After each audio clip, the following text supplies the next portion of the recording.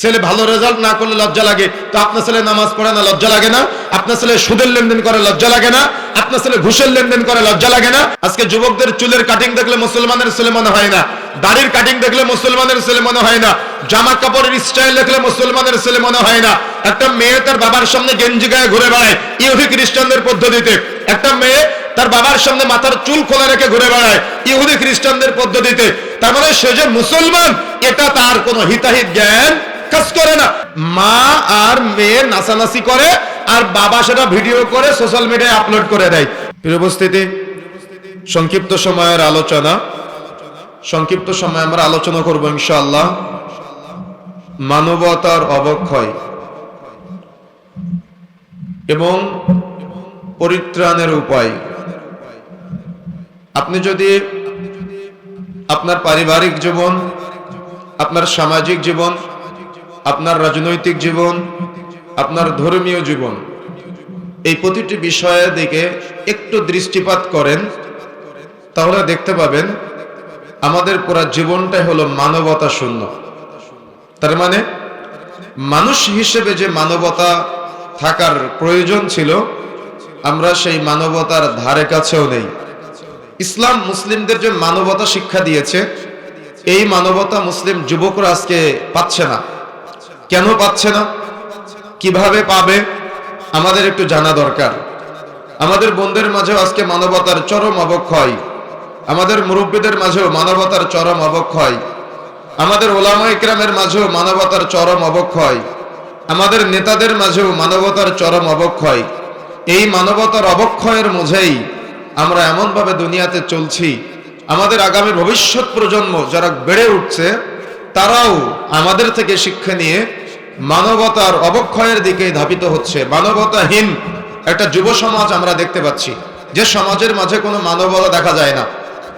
এখন আপনি যদি বিশ্বের দিকে তাকান, বহির্বিশ্বের দিকে তাকান, আপনি দেখেন এই বিশাল পৃথিবীর এক এক দেশ নিজেদেরকে পরাশক্তি দাবি করে, নিজেদেরকে বিভিন্নভাবে শক্তিশালী দাবি করে, পারমাণবিক অস্ত্র তৈরি করে প্রত্যেকে নিজের হাতে নিজে বাটন তৈরি করে রেখেছে। এক এক দেশ তারা দাবি করে আমি একটা বাটন চাপ দিলে আমার পার্শ্ববর্তী দেশ ধ্বংস হয়ে যাবে। আবার পৃথিবীর বহু দেশ আছে যারা এই পারমাণবিক অস্ত্র তৈরি করে এক দেশ আর এক দেশকে হুমকি দেয়। বলেন তো, যে পৃথিবীতে এক দেশের মানুষ আর এক দেশের মানুষকে হুমকি দেয়, ওই পৃথিবীর মানুষের কি আসলে মানবতা আছে? অর্থাৎ মানবতা শূন্য যারা পৃথিবীর নেতৃত্ব দিচ্ছে বর্তমান, যারা আপনার আদর্শ হিসেবে যাদেরকে আপনি মানেন, তারাই প্রত্যেকে এক একজন এক একটা বাটন তৈরি করে রেখেছে। তারা পান থেকে চুন খসলেই হুমকি দেয়, ধমকি দেয় যে তুমি যদি আমার বিরুদ্ধাচারণ করো, আনুগত্য প্রকাশ না করো, তাহলে এই বাটনের মাধ্যমে তোমার দেশকে উড়িয়ে দিব বা দেশকে দখল করে দিব। আপনি দেখলে বুঝতে পারবেন হায়দ্রাবাদ দখলের ইতিহাস হয়তো আপনাদের জানা থাকার কথা। আমাদের পার্শ্ববর্তী দেশ ইন্ডিয়ার তৎকালীন যখন বাংলাদেশ, ভারত, পাকিস্তান, মায়ানমার, নেপাল, ভুটান যখন স্বাধীন হয়েছিল, স্বাধীনতা অর্জন করেছিল, তখন হায়দ্রাবাদও কিন্তু একটা স্বাধীন রাষ্ট্র হিসেবে মাথা উঁচু করে দাঁড়িয়েছিল। কিন্তু তারা কিন্তু আজকে স্বাধীন না। তো আমরা যে ভূখণ্ডের মাঝে বর্তমানে অবস্থান করছি, আমাদের ভূখণ্ড নামে মাত্র স্বাধীন, কিন্তু আমাদের মানবতা না থাকার কারণে, আমাদের পার্শ্ববর্তী দেশের বা আমাদের পার্শ্ববর্তী পরাশক্তির মানবতা না থাকার কারণে স্বাধীন আমরা বললেও আসলে কিন্তু আমরা পরাধীন। আমরা আসলেই পরাধীন। আপনি যেভাবে বিবেচনা করেন না কেন, প্রতিটা সেক্টরে একই হিসাব। আপনি আলেম ওলামার দিকে তাকান, আপনি আপনার দেশের রাজনৈতিক গণতান্ত্রিক নেতাদের দিকে তাকান, আপনি আপনার পরিবার প্রধান দিকে তাকান, প্রত্যেকের মাঝেই মানবতার চরম অবক্ষয়। এক একটা ধনী ধনী রাষ্ট্র তারা এক একটা বাটন তৈরি করে রেখে বিশ্বকে হুমকি দেয়, বিশ্বকে ধামকি দেয়। আপনি আপনার দেশের দিকে তাকান, এক দল আর এক দলের হুমকি ধামকি। তার মানে এগুলাই বর্তমানে আমাদের সিস্টেম, ট্রেন্ড চলতেছে, মানবতার অবক্ষয় আমরা আমাদের মুরব্বীদের থেকে শিখতেছি। এই জন্য মানবতা শূন্য সমাজে মানবতার প্রচার করতে গেলেও বা মানবতার শিক্ষা দিতে গেলেও বিপদ। কেন? যখন আপনি সত্যের কথা বলবেন তখন অনেকের শরীরে আঘাত লাগবে। আজকে যদি আপনি ইসলামের পক্ষে বলি আর আপনি যদি মুসলিম হন, তাহলে কি আপনার কষ্ট লাগবে আমার কথাগুলো শুনতে? পরিবর্তন হতে পারবো আমরা ইনশাআল্লাহ। আমরা কয়েকটি পয়েন্টে কথা বলবো। আপনি কেন পরিবর্তন হবেন না? আজকে যে আপনি এখানে এসেছেন, অনেকেই কিন্তু এই সৌভাগ্য অর্জন করতে পারে নাই। আপনি যে আজকে এখানে এসেছেন না, রাসূলুল্লাহ সাল্লাল্লাহু আলাইহি ওয়াসাল্লাম বলছেন, যখন কোনো ব্যক্তি ইলম অর্জনের জন্য পায়ে হেঁটে যায়, আজকে আপনার ছেলেরা তালিমের আয়োজন করেছে, আপনার ছেলেরা তাফসিরের আয়োজন করেছে, কিন্তু এই সেম সময় আমি আসার সময় গাড়িতে দেখলাম অনেক জায়গায় বক্স ভাড়া করে গান বাজনা বাদ্যযন্ত্রের আয়োজন হচ্ছে। কি আপনার ছেলে বাদ্যযন্ত্রের আয়োজন না করে আপনার যুবক সন্তানেরা তারা যে তাফসিরের আয়োজন করেছে, তারা কি প্রশংসার দাবি রাখে না? তারা কি প্রশংসার দাবি রাখে না? তারা এত চমৎকার আয়োজন করলো, কিন্তু আপনি ঘরে বসে আছেন, আপনি কি মূল্যায়ন করতে পারলেন? কিন্তু ইসলাম আপনাকে মূল্যায়ন করেছে যারা তাদের আহ্বানে সাড়া দিয়েছেন। কেমন মূল্যায়ন? রাসূলুল্লাহ সাল্লাল্লাহু আলাইহি ওয়াসাল্লাম বলছেন, আপনি যে তাফসিরের আলোচনার জন্য, কোরআনের জ্ঞান অর্জন করার জন্য আজকে আপনি এখানে এসেছেন, এই ইলম অর্জনের উদ্দেশ্য যদি আপনার হয়, আল্লাহ রাসূল বলছেন, আপনি যে এসেছেন পায়ে হেঁটে, আপনার পায়ের নিচে ফেরেশতারা পাখা বিছিয়ে দিয়েছে। সুবহানাল্লাহ।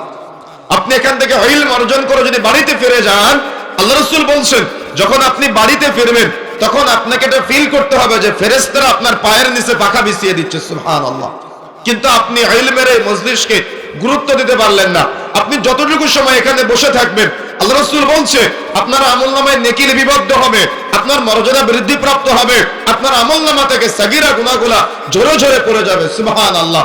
এমনকি আল্লাহ রাসূল বলছেন, যখন দ্বীনি মজলিসে বসা হয়, বৈঠকে বসা হয়, এবং একজন ঈমানদার পরহেজগার ব্যক্তি ওই বৈঠক শেষ পর্যন্ত বসে থাকে এবং ওই বৈঠক শেষে সুন্নাহ পদ্ধতিতে দোয়া পাঠ করে, ও ওই বৈঠকে বসেই ওর জীবনের সব সগীরা গুনাহ সেখানে রেখে যাবে। সুবহানাল্লাহ। তাহলে এই চমৎকার বৈঠক আজকে যারা মূল্যায়ন করেছেন আর যারা মূল্যায়ন করেন নাই, তাদের মধ্যে পার্থক্য আছে না? নিঃসন্দেহে পার্থক্য আছে। আপনার এই মহল্লার তো এই কয়েকশো লোক না, আপনার মহল্লার হাজার হাজার লোক, তাই না? হাজার হাজার লোককে কিন্তু এই পবিত্র কোরআন মাজিদের এই আহ্বানটা তাদের হৃদয়ে জাগরণ করতে পারে না, কিন্তু আপনার হৃদয়ে জাগরণ করেছে কেন? আল্লাহ আপনাকে ভালোবাসে তাই। যেহেতু আল্লাহ আপনাকে ভালোবাসে, আপনি কথা শ্রবণ করতেছেন, আপনি কথাকে মূল্যায়ন করবেন, পারবেন ইনশাআল্লাহ। চেষ্টা করতে হবে। দেখেন, এমনিতেই আমরা কি আজব পরীক্ষার মাঝে আছি, পরীক্ষার প্রশ্নও জানি, পরীক্ষার উত্তরও জানি, পরীক্ষা যে দিচ্ছি এটাও জানি, তারপরে 1999 জন আবার ফেল করব। কি তাই না? কি পরীক্ষা সম্পর্কে জানানো হয়নি আমাদের যে আমরা পরীক্ষার মাঝে আছি? যেমন আপনি যখন ঢাকা সাতক্ষীরা থেকে ঢাকায় যান, যাওয়ার সময় কোনো এক জায়গায় আপনার গাড়িটা স্টপেজ দেয় না। এই পৃথিবীতে আমরা যে সময়ে বর্তমানে আছি, রূহের জগতে ছিলাম, মাতৃগর্ভে এসেছি, মাতৃগর্ভ থেকে দুনিয়াতে যে সময়টা আছি, মৃত্যুবরণ করার আগ পর্যন্ত এটা হলো স্টপেজ দেওয়ার মুহূর্ত। অর্থাৎ এটা মুসাফির হালাতে সাময়িক আমরা বর্তমান পৃথিবীতে অবস্থান করছি, কিন্তু এখান থেকে আমরা যে গন্তব্যে যাব জান্নাত, ওই গন্তব্য আমাদের নির্বাচন করতে হবে। গন্তব্য যদি আপনি নির্বাচন করতে না পারেন, তাহলে আপনি পরীক্ষা দিবেন, পরীক্ষার প্রশ্নও জানবেন, প্রশ্নের উত্তরও জানবেন, কিন্তু আপনি আবার 1999 জনের কাতারে পড়বেন, আপনি একজন হতে পারবেন না। এজন্য আপনাকে পৃথিবীর সকল মানুষ কি করতেছে ওটা দেখার বিষয় না, আপনি 1999 জনের কাতারে না, একজনের কাতারে আসতে হবে। তার মানে গোটা গ্রামের মানুষ তারা একদিকে থাকবে, আর আপনাকে শর্তের উপরে, হকের উপরে টিকে থাকতে হবে। এটা হলো ইসলাম। কথা কি বুঝতে পেরেছেন? আমি বুঝাতে পারি না মনে হয়। অনেকেই যারা ইসলাম মেনে চলার চেষ্টা করে, গ্রামের লোকেরা বলে, মহল্লার লোকেরা বলে, অমুকে তো একঘেয়েমি, অমুককে মানানো যায় না, অমুককে বোঝানো যায় না, ওই একঘেয়েমি থাকাই ভালো। কিন্তু আপনাকে ইসলামের উপর অবিচল থাকতে হবে। আপনি গাছতলায় থাকেন, তবু আপনাকে শরীয়তের উপরে 999 জন না হয়ে 1001 জন হওয়ার চেষ্টা করতে হবে। আজকে শিক্ষা এখান থেকে নিয়ে যেতে হবে। মনে থাকবে ইনশাআল্লাহ। সবাই পাপ করতেছে, আমি পাপ করব না, আমি মুমিন হওয়ার চেষ্টা করব। 1999 জনের কাতারে না, আমি একজনের কাতারে আসার চেষ্টা করব। মনে থাকবে ইনশাআল্লাহ। এই চিন্তা, এই টেন্ডেন্সি, ভাবনা আজকে এখান থেকে নিয়ে যেতে হবে। আমি মৌলিকভাবে 5টা পয়েন্টে কথা বলবো আপনাদের মাঝে আজকে। তার মধ্যে 5টা পয়েন্ট মূলত মানবতার অবক্ষয়, 5টা পয়েন্টে আমি ব্যাখ্যা করব। তার মধ্যে 1 নম্বর, ধর্মহীন শিক্ষা ব্যবস্থা। তার মানে যে শিক্ষার মাঝে ধর্ম নাই, ওই শিক্ষা মানবতার অবক্ষয়ের দিকে মানুষকে ধাবিত করে। 1 নম্বর পয়েন্ট। প্রথমে পয়েন্টগুলো আপনাদের শোনাই। 2 নম্বর পয়েন্ট, নিয়ন্ত্রণহীন পারিবারিক ব্যবস্থাপনা। অর্থাৎ যে পরিবার তার সন্তানকে নিয়ন্ত্রণ করতে পারে না, অধীনস্থদের নিয়ন্ত্রণ করতে পারে না, ওই পরিবারের সন্তানরা মানবতার অবক্ষয়ের দিকে ধাবিত হয়। 3 নম্বর, বিচারহীনতা। যে সমাজে 300 টাকা দিয়ে সাক্ষী কিনতে পাওয়া যায় আর 5000 টাকা দিয়ে জজ কিনতে পাওয়া যায়, ওই সমাজে কখনো মানবতা পাওয়া যায় না। এজন্য 3 নম্বর বিচারহীনতা, বিচারহীনতার মাধ্যমে মানবতার অবক্ষয় চলছে। 4 নম্বর প্রচার মাধ্যম, অর্থাৎ গণমাধ্যম, সংবাদ প্রচার মাধ্যম যেগুলো আছে, মিডিয়া যেগুলো আছে, মিডিয়ার মাধ্যমে মানুষ আজকে ভুল ধারণা পায়। যেমন আপনি যদি কোনো কিছু বইয়ে পড়েন তাহলে আপনার ব্রেনে 20% আপনি এটা ধরে রাখতে পারবেন। যদি আপনি কোনো কিছু শুনেন তাহলে বর্তমান আপডেট গবেষণা অনুযায়ী এখান থেকে 5 বছর আগেও যেগুলো পড়া হতো 50% ধরে রাখা যেত, কিন্তু এখন 20% ধরে রাখতে পারে। আপনি উইকিপিডিয়া সার্চ করবেন, দেখতে পাবেন। আপনি যখন কোনো কিছু শুনবেন তখন আপনি আপনার ব্রেনে আপডেট গবেষণা অনুযায়ী আপনি 40% আপনার ব্রেনে ধরে রাখতে পারবেন। আর যখন আপনি কোনো কিছু দেখবেন প্লাস শুনবেন তখন আপনি ওটা 80% আপনার ব্রেনে ধরে রাখতে পারবেন। তো এই জন্য প্রচার মাধ্যমগুলা তারা দেখায় এবং বলে, আর এই দেখানো এবং বলার মাধ্যমে নাটক, সিনেমা, গান, অশ্লীলতা, বেহায়াপনা, এই প্রজেক্টের মাধ্যমে আজকে আমাদের সমাজে মানবতার চরম অবক্ষয় দেখা দিচ্ছে। আর সর্বশেষ 5 নম্বর পয়েন্ট, সেটা হলো পর্নোগ্রাফি। এই 5টি পয়েন্টের উপরে আজকে সংক্ষিপ্ত সময়ে কথা বলবো ইনশাআল্লাহ। যে সমস্যাগুলির সাথে বর্তমান আমাদের সমাজ, আমাদের যুব সমাজ, আমাদের নারী সমাজ, আমাদের মুরব্বী সমাজ সব ধ্বংসের অতাল গহ্বরে নিমজ্জিত। কথা কি বুঝতে পেরেছেন? আপনি যেদিকে তাকান, সামনে তাকান, পিছনে তাকান, ডানে তাকান, বামে তাকান, আপনি দেখেন তো কোথাও শিক্ষার মাঝে ধর্ম আছে কিনা।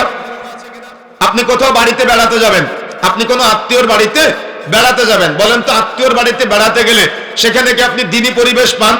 আপনি কোনো জায়গায় বিবাহ খেতে যাবেন, এখন কোন বিয়েতে কি নারীদের জন্য আলাদা খাবারের ব্যবস্থা, পুরুষের জন্য আলাদা খাবারের ব্যবস্থা করা হয়?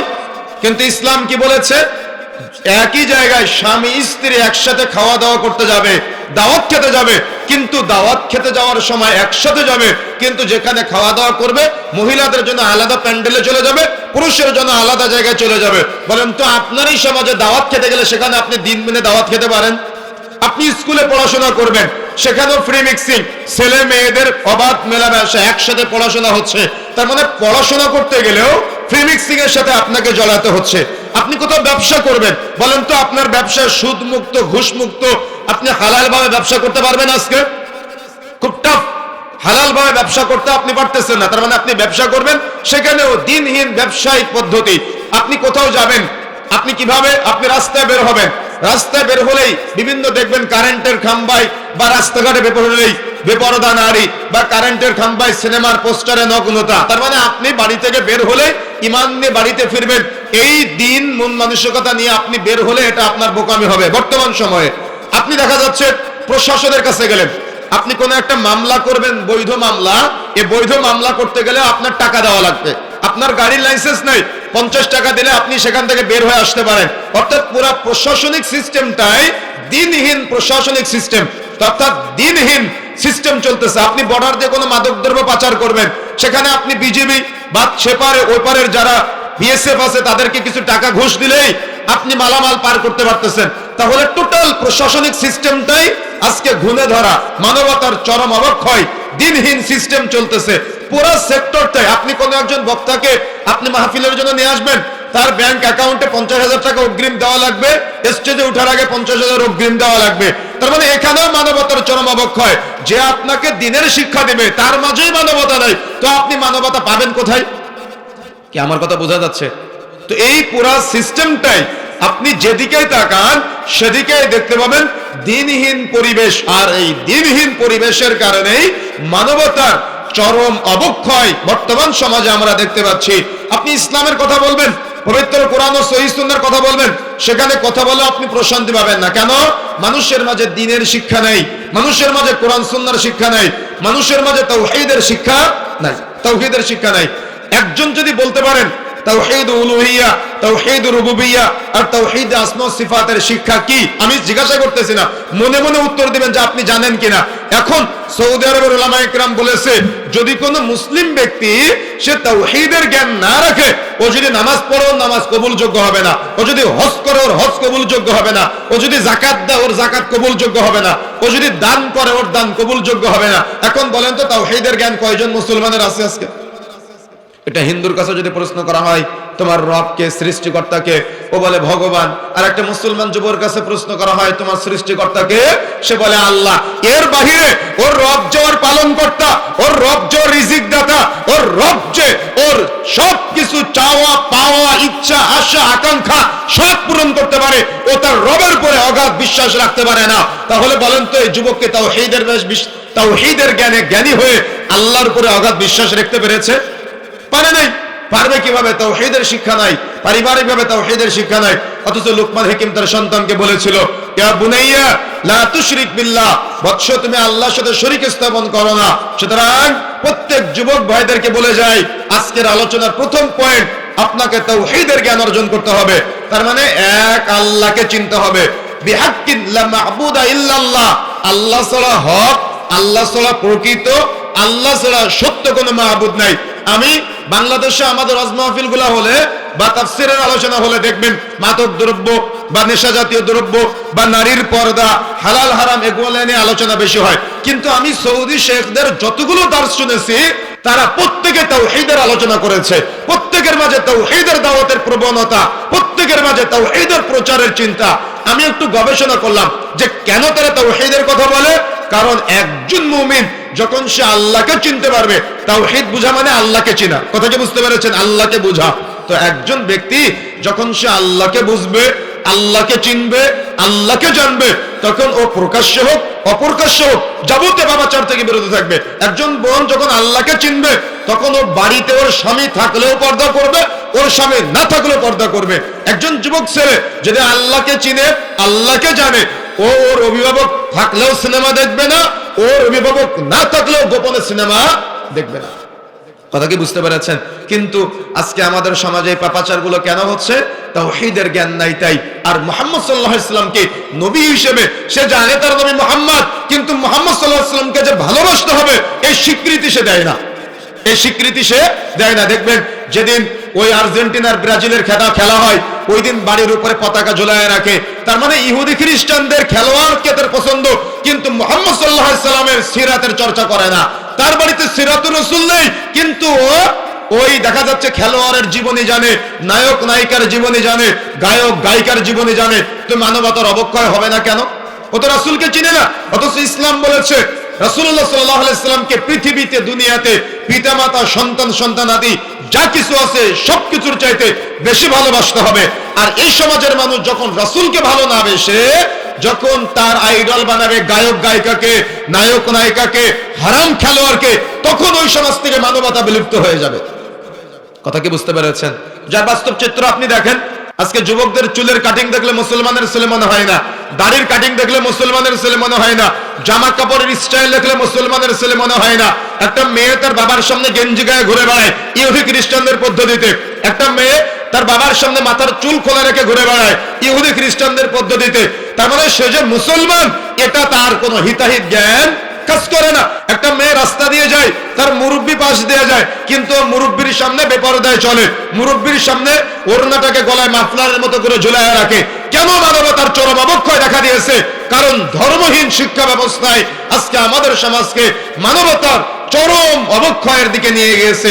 সুতরাং ধর্মের মাধ্যমে, ইসলামী শরীয়তের শিক্ষার মাধ্যমে আপনার সন্তানকে দ্বীনি পরিবেশে আদর্শিত করতে হবে। তা না হলে আপনার সন্তান কিন্তু ইহুদি খ্রিস্টানদের সাথে মিশে গিয়ে তাদের মতো করে চলাচল করবে, তাদের মতো করে উঠা বসা করবে, তাদের মতো করে তার জীবনকে সাজানোর চেষ্টা করবে। তখন আপনি তাকে আর ফেরাতে চাইলেও ফেরাতে পারবেন না। কথা কি বুঝতে পেরেছেন? এই জন্য আমাকে আপনাকে কথাগুলো মূল্যায়ন করতে হবে, কথাগুলো বিবেচনা করতে হবে।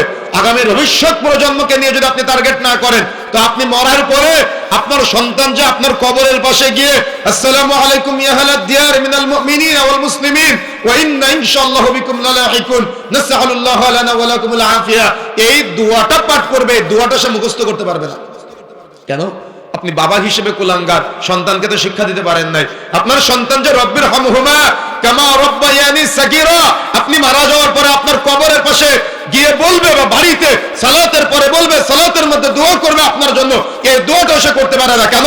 আপনি বাবা হিসেবে তাকে শিক্ষা দিতে পারেন নাই। কিন্তু বাবা হিসেবে তাকে পাপ করা, গুনাহ করা, অন্যায় করা, অশ্লীলতার কাছে জড়ানো শিখেছেন। কিন্তু আপনি বাবা হিসেবে তাকে আমি কোনোদিন দেখি নাই যে আপনি আপনার সন্তানকে সাথে নিয়ে কোরআন মাজিদ তিলাওয়াত করেছেন। কিন্তু আমি দেখেছি আপনি আপনার সন্তানকে সাথে নিয়ে সিনেমা দেখেছেন। আমি দেখেছি আপনি আপনার সন্তানকে সাথে নিয়ে হারাম খেলা দেখেছেন।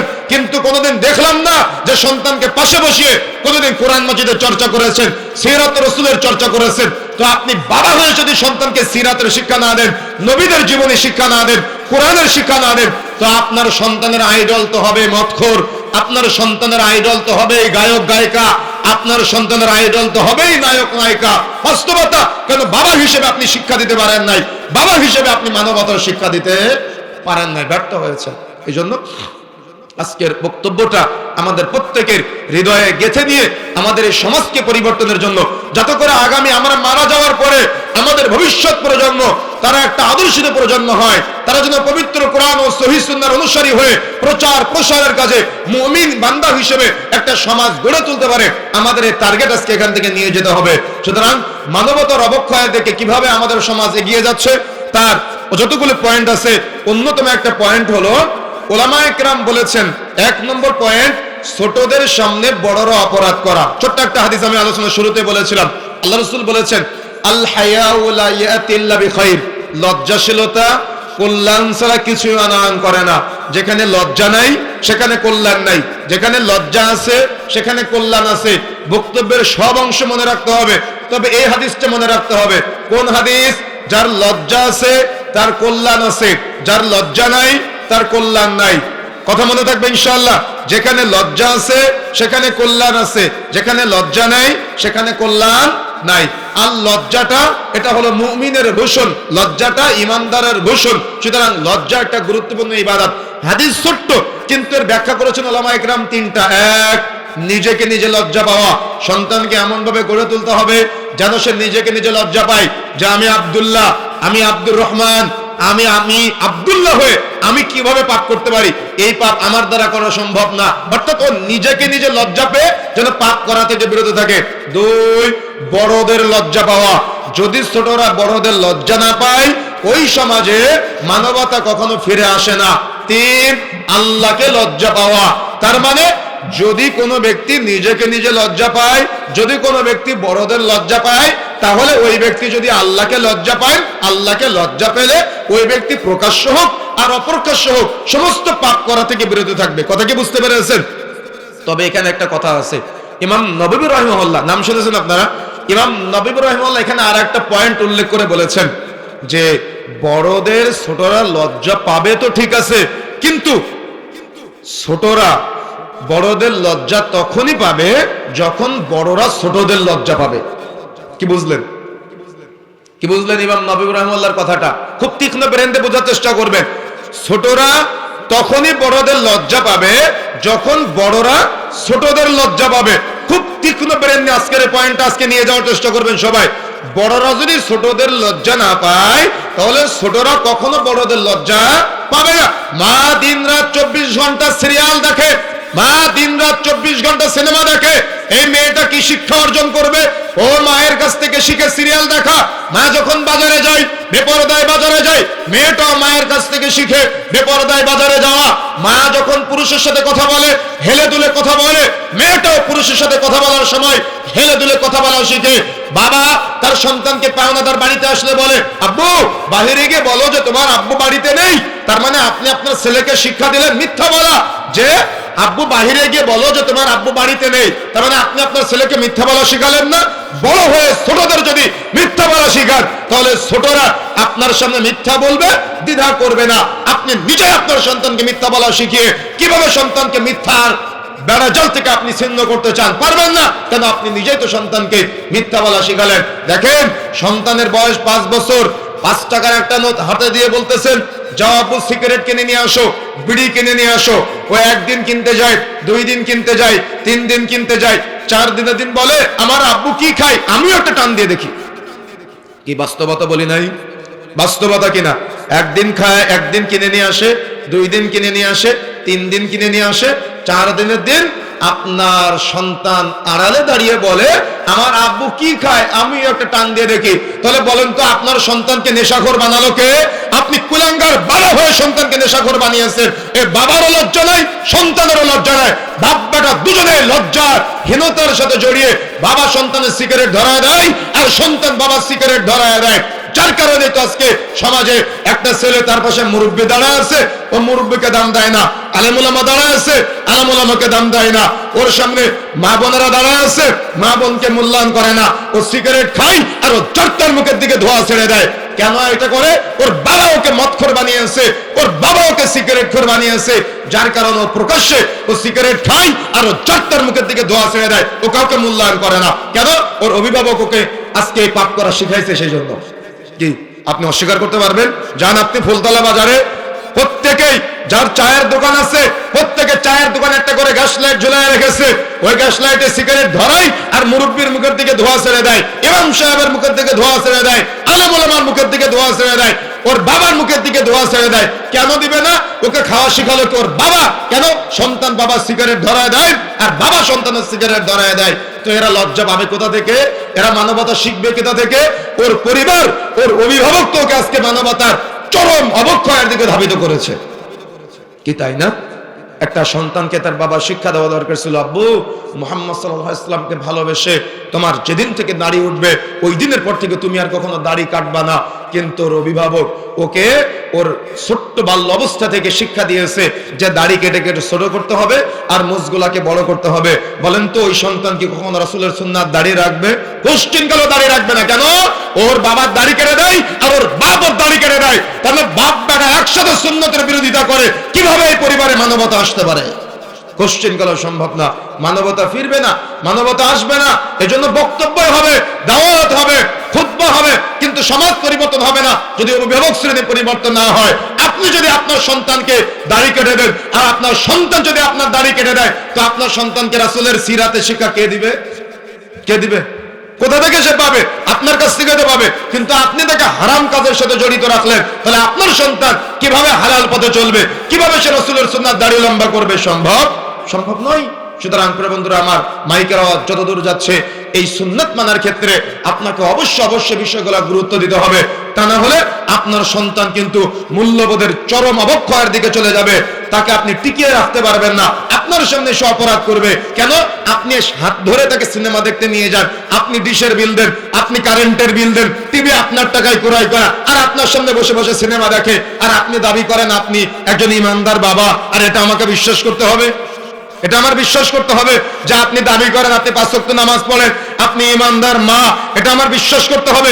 আপনি যদি ইমানদার মা হতেন, কোশ্চেন কেন আপনার সামনে আপনার ছেলে আর আপনার মেয়ে এই পাপাচারে জড়াতো না? কোশ্চেন কেন আপনার ছেলে আপনার মেয়ে চুলের মধ্যে উদ্ভট কাটিং দিয়ে রাস্তায় ঘুরে বেড়াতে পারতো না? কোশ্চেন কেন আপনার ছেলে আর আপনার মেয়ে প্রকাশ্যে মদ্যপান করে সে বাড়িতে আপনার ভাত খেতে পারতো না?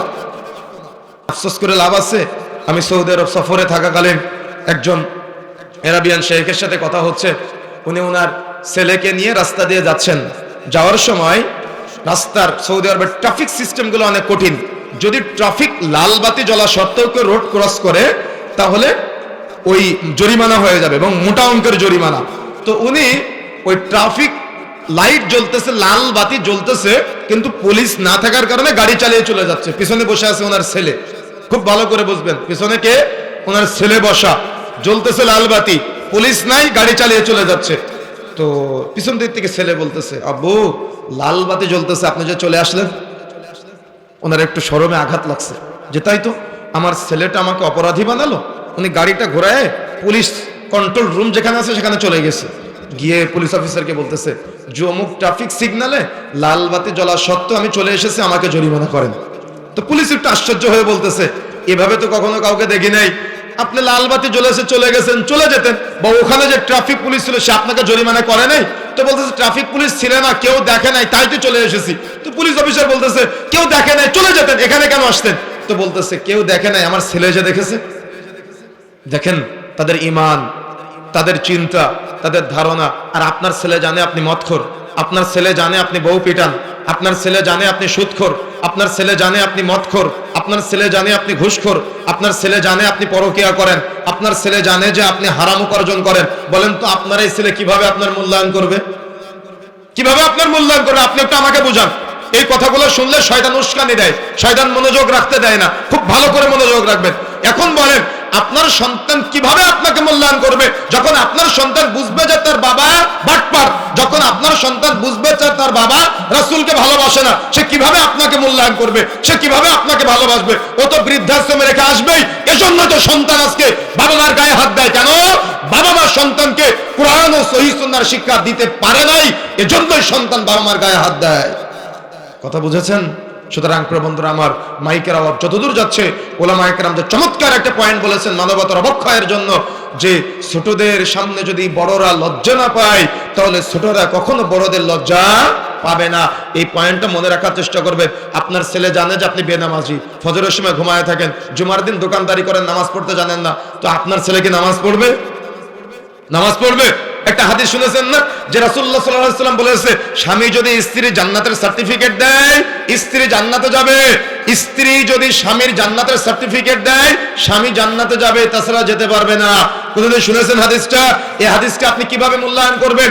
আপনার স্ত্রী জানে যে আপনি হারাম টাকা খান, আপনার স্ত্রী জানে যে আপনি ওই দেখা যাচ্ছে রাসূলের সুন্নতের বিরোধিতা করেন, আপনার স্ত্রী জানে যে আপনি হারাম পণ্য সেবন করেন।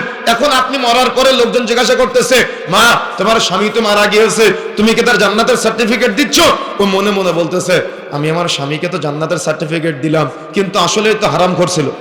মনে মনে বলতেছে, আসলেই তো দাড়ি রাখে নাই, আসলেই তো সুদের লেনদেন করতো, আসলেই তো ঘুষের লেনদেন করতো, আসলেই তো পরকীয়া করতো, আসলেই তো সিনেমা দেখতো। বলেন তো স্ত্রী কখনো স্বামীর জান্নাতের সার্টিফিকেট দিবে? সেম একই ভাবে বোন, আপনি আপনার স্বামীর উপস্থিতিতে তার সামনে পর্দা করেন না, অর্থাৎ তার সামনে বাড়ির বাইরে যাওয়ার সময় পর্দা করেন না, তার সামনে দিন মেনে চলার চেষ্টা করেন না, তার সামনে গীবত তহমতে জ্বলান, তার সামনে ইসলাম প্র্যাকটিস করেন না, সালাত আদায় করেন না, সন্তানকে আদর্শিত করেন নাই। বলেন তো আপনি মারা যাওয়ার পরে আপনার স্বামী কি আপনার জান্নাতের সার্টিফিকেট দিতে পারবে? পারবে না। এই জন্য আজকে এই অত্যন্ত চমৎকার গুরুত্বপূর্ণ পয়েন্টটা আপনার ব্রেনে দিয়ে যাচ্ছি। প্রত্যেকেই অধীনস্থ যারা আছে, সঙ্গী সাথী যারা আছে, সহপাঠী যারা আছে, সহধর্মিনী যারা আছে, তাদের সামনে অপরাধ করা থেকে বিরত থাকতে হবে।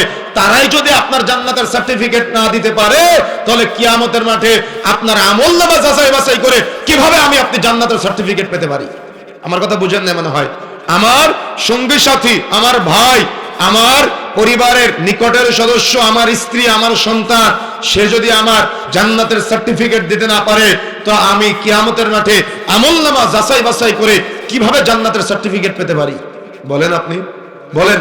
আপনার এই ব্রেনের মধ্যে আমি কথাটা ঢুকাই দিলাম। আজকে প্রত্যেকেই এই চিন্তা নিয়ে আজকে এখান থেকে যাওয়ার চেষ্টা করতে হবে। আমি, আপনি, আমরা সবাই আমাদের প্রত্যেককে কথাগুলো মূল্যায়ন করার চেষ্টা করতে হবে।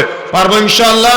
মানবতার অবক্ষয় যে কত বিশেষ কাজের মধ্যে হচ্ছে, তার মধ্যে অন্যতম একটা কাজ হলো আমাদের সমাজে মানুষ শিক্ষিত হচ্ছে, কিন্তু ধর্মীয় শিক্ষা না থাকার কারণে একজন ব্যক্তি যখন ডাক্তার হচ্ছে, আপনি ডাক্তার হন, নিষেধ করি না, আগে কোরআন মাজিদের ইলম অর্জন করে তারপরে ডাক্তার হন, তাহলে আপনি ডাক্তার হবেন, আপনি ডাকাত হবেন না। আপনি যান কোন একটা হসপিটালে, একজন বোন সে প্রেগনেন্ট, কোন একজন ডক্টরের কাছে, একদম নির্ভরযোগ্য আমাদের দিনী ভাই ডাক্তারের কাছ থেকে শুনে বলতেছে, শুধু একজন না, বহু ডাক্তার আমাদের দিনী ভাই তারা আমাদের কাছে অভিযোগ করেছে ভাবে যে আজকে এই মেডিকেল কলেজগুলা, হসপিটালগুলা বা ক্লিনিক যেগুলো আছে, ডায়াগনস্টিক সেন্টার যেগুলো আছে, এগুলা সব টাকা খাওয়ার জন্য আজকে মানুষকে প্রতারণার ফাঁদে ফেলায়। যখন আপনি আপনার স্ত্রীর প্রথম বুঝতে পারবেন যে তার সন্তান হবে, আপনি যখন ডাক্তারের কাছে নিয়ে যাবেন, নিয়ে যাওয়ার সাথে সাথে তার পেটের ভিতরে যাতে করে বাচ্চাটা বড় হয়ে যায়, একটা ঔষধ দিয়ে দিবে যাতে করে নরমাল ডেলিভারি না হয়। এই 10 মাস আপনি ওই ডাক্তারের কাছে ছুটলেন, আর ও আপনার স্ত্রীর বিভিন্ন ঔষধ প্রয়োগের মাধ্যমে বাচ্চাটাকে পেটের ভিতরে বড় করে ফেলবে যাতে করে নরমাল ডেলিভারি না হয়, যাতে করে সিজার করা লাগে। এরকম সিস্টেমগুলো আজকে অহরহ চলতেছে আজকে আমাদের সমাজে। ওই হসপিটালের জন্য বা ওই ডায়াগনস্টিক সেন্টারে কোন একটা ভ্যানে করে আপনার স্ত্রীকে নিয়ে যাবেন, ওই ভ্যান ড্রাইভার তার কাছ থেকে পার্সেন্টেজ পায়। কোন অ্যাম্বুলেন্সে নিয়ে যাবেন, ওই অ্যাম্বুলেন্স ড্রাইভার পার্সেন্টেজ পায়। আপনার গ্রামের যে সব থেকে ভালো ডাক্তার যাকে মনে করেন না, পরহেজগার মনে করেন না, ও যে হাসপাতালে রেফার করে দেয় সিজার করার জন্য, ও আপনি জানেন না কিন্তু একটা পার্সেন্টেজ পায়। কথা বুঝবেন ভালো করে। অর্থাৎ এখানে যতগুলো দালালি আছে প্রত্যেকে একটা করে পার্সেন্টেজ পায়। যে ডাক্তার অপারেশন করে ও যত টাকা পায়, হাসপাতাল কর্তৃপক্ষ তার একটা পার্সেন্টেজ পায়। তাহলে এভাবে সাজিয়ে আপনার স্ত্রীকে নরমাল ডেলিভারি না করে সিজার করতেই হবে। আমার কথা বুঝেন নাই মনে হয়। মানবতা কোথা থেকে আসবে? মানবতা আপনি কোথায় পাবেন? মানবতা আজকে ভুলুণ্ঠিত, মানবতা আজকে নাই। মানুষ একটা ছেলে সে ইনকাম করে কত টাকা, কিন্তু তার স্ত্রীকে আজকে তার ওই যখন তার ডাক্তার সাহেব বলবে যে তোমার স্ত্রীকে সিজার করতে হবে, আর এমন সময় বলবে যে বাচ্চাটা পেটের ভিতরে উল্টে আছে, পেটের ভিতরে পানি নেই, নারীতে জড়িয়ে আছে, আপনি দেখতে পাচ্ছেন না, যেটা বলবে সেটা বিশ্বাস করতে হবে। আপনার চোখের সামনে আপনি দেখতে পাচ্ছেন না, চমৎকার ভাবে আপনার মাঝে বলবে। যদি এক্ষুনি সিদ্ধান্ত না দেন, বাচ্চা মারা যাবে, না হয় মা মারা যাবে। আপনার এই তড়িৎ সিদ্ধান্তের মধ্যে আপনি কাউকে তো হারাতে চান না, সঙ্গে সঙ্গে আপনি লিখে সাইন করে দিবেন যে তোমরা সিজার করে দাও। তখন ওর কাছে তো টাকা নেই, টাকা আনতে কোথায় যাবে?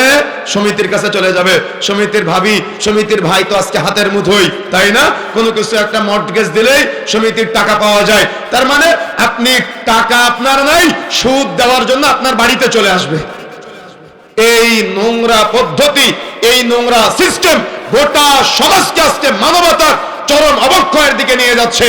তার মানে পুরা ডাক্তার, হসপিটাল, এই গ্রাম্য ডাক্তার থেকে শুরু করে প্রত্যেকের একটা যোগসূত্র থাকে, যারা প্রত্যেকে পার্সেন্টেজ নিয়ে এই পরিবারকে আজকে ধ্বংসের দ্বার প্রান্তে দাঁড় করায়। তাহলে মানবতা আপনি কোথায় পাবেন? মানবতা পাবেন না।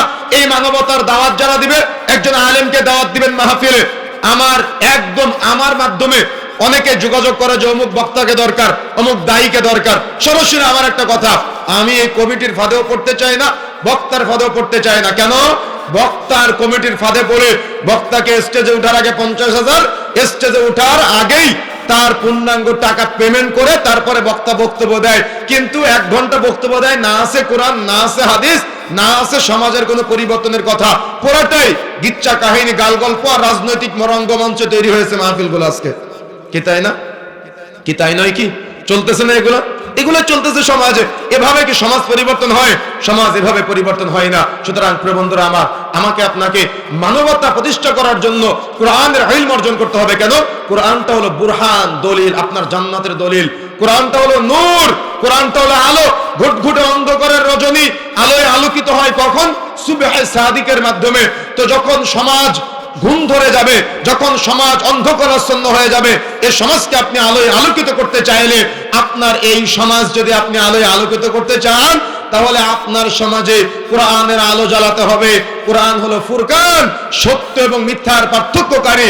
যখন আপনি কোনটা সত্য কোনটা মিথ্যা যাচাই বাছাই করতে পারবেন না, তখন কোরআন মাজিদের কাছে আসলেই কোরআন আপনাকে সত্য মিথ্যার পার্থক্য উন্মোচন করে দিবে।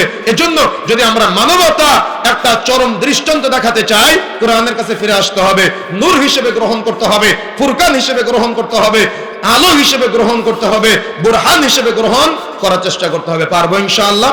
চেষ্টা করতে হবে আমাদের। যতদিন আমরা চেষ্টা করব না, ততদিন কিন্তু এই সমাজ আদর্শিত হবে না। দেখেন, তারপরের যে পয়েন্টটা আমি এখানে উল্লেখ করেছি সেটা হলো যে আজকে আপনি এই যে এখানে বসে আছেন না, সাপোজ আপনার কোনো একটা প্রয়োজনে বিদেশে যেতে হবে।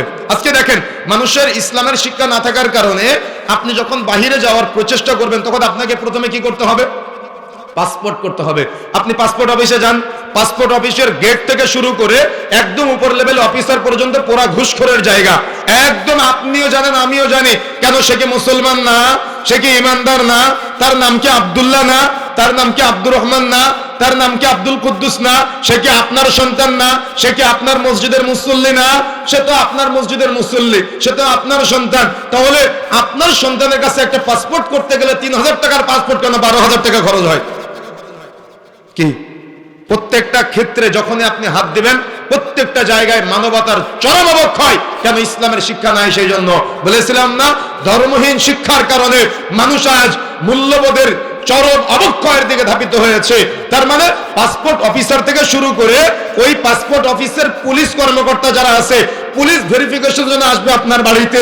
এই পুলিশ ভেরিফিকেশনে এসে আপনার নাম ঠিক আছে, বাবার নাম ঠিক আছে, গ্রাম ঠিক আছে, তারপরেও ওখানে আপনার মুমতাজ যদি সাইন করতে হয়, তাহলে তাকে 500 টাকা ঘুষ দেওয়া লাগে। তাহলে বলেন, এভাবে যদি চলতে থাকে, তাহলে আপনার সমাজে আপনি মানবতা পাবেন কিভাবে? মানবতা ফিরবে? ফিরবে না। সুতরাং আপনি যেদিকে যাবেন সেদিকেই মানবতার চরম অবক্ষয়। এরপরে আপনি যান এনআইডি কার্ড তৈরি করতে যান, আপনি ওই নির্বাচন অফিসে যান। আপনি নির্বাচন অফিসে গেলে যদি আপনার নাম হয় আব্দুর রহমান, তাহলে নামের কোনো একটা বানান মারাত্মক ভুল, ওটা সংশোধন করতে গেলে দিনের পর দিন মাসের পর মাস আপনার হাঁটা লাগবে। কিন্তু যদি আপনি 2000 টাকা ঘুষ দিয়ে দেন, আপনার আর হাঁটা লাগবে না। কি এরা কি মুসলমান না? এরা কি পরহেজগার না? এরা কি নামাজ পড়ে না? এরা কি মুসলিম দেশে বাস করে না? এরা কি আপনার সন্তান না? এরা তো সবাই আপনার সন্তান। তাহলে আপনার সন্তান আপনার সামনে এই পাপ কাজ করে টাকা এনে আপনাকে দেয়, আর আপনি বলেন আপনার সন্তান অত্যন্ত কল্যাণকামী। কিভাবে আপনি কল্যাণকামী বলতে পারেন? কিভাবে আপনি এটাকে গ্রহণ করেন? কিভাবে আপনি এটাকে সাপোর্ট করেন? আপনার সাপোর্ট দেওয়ার কারণে কিন্তু আজকে এগুলো অহরহ ছড়াচ্ছে।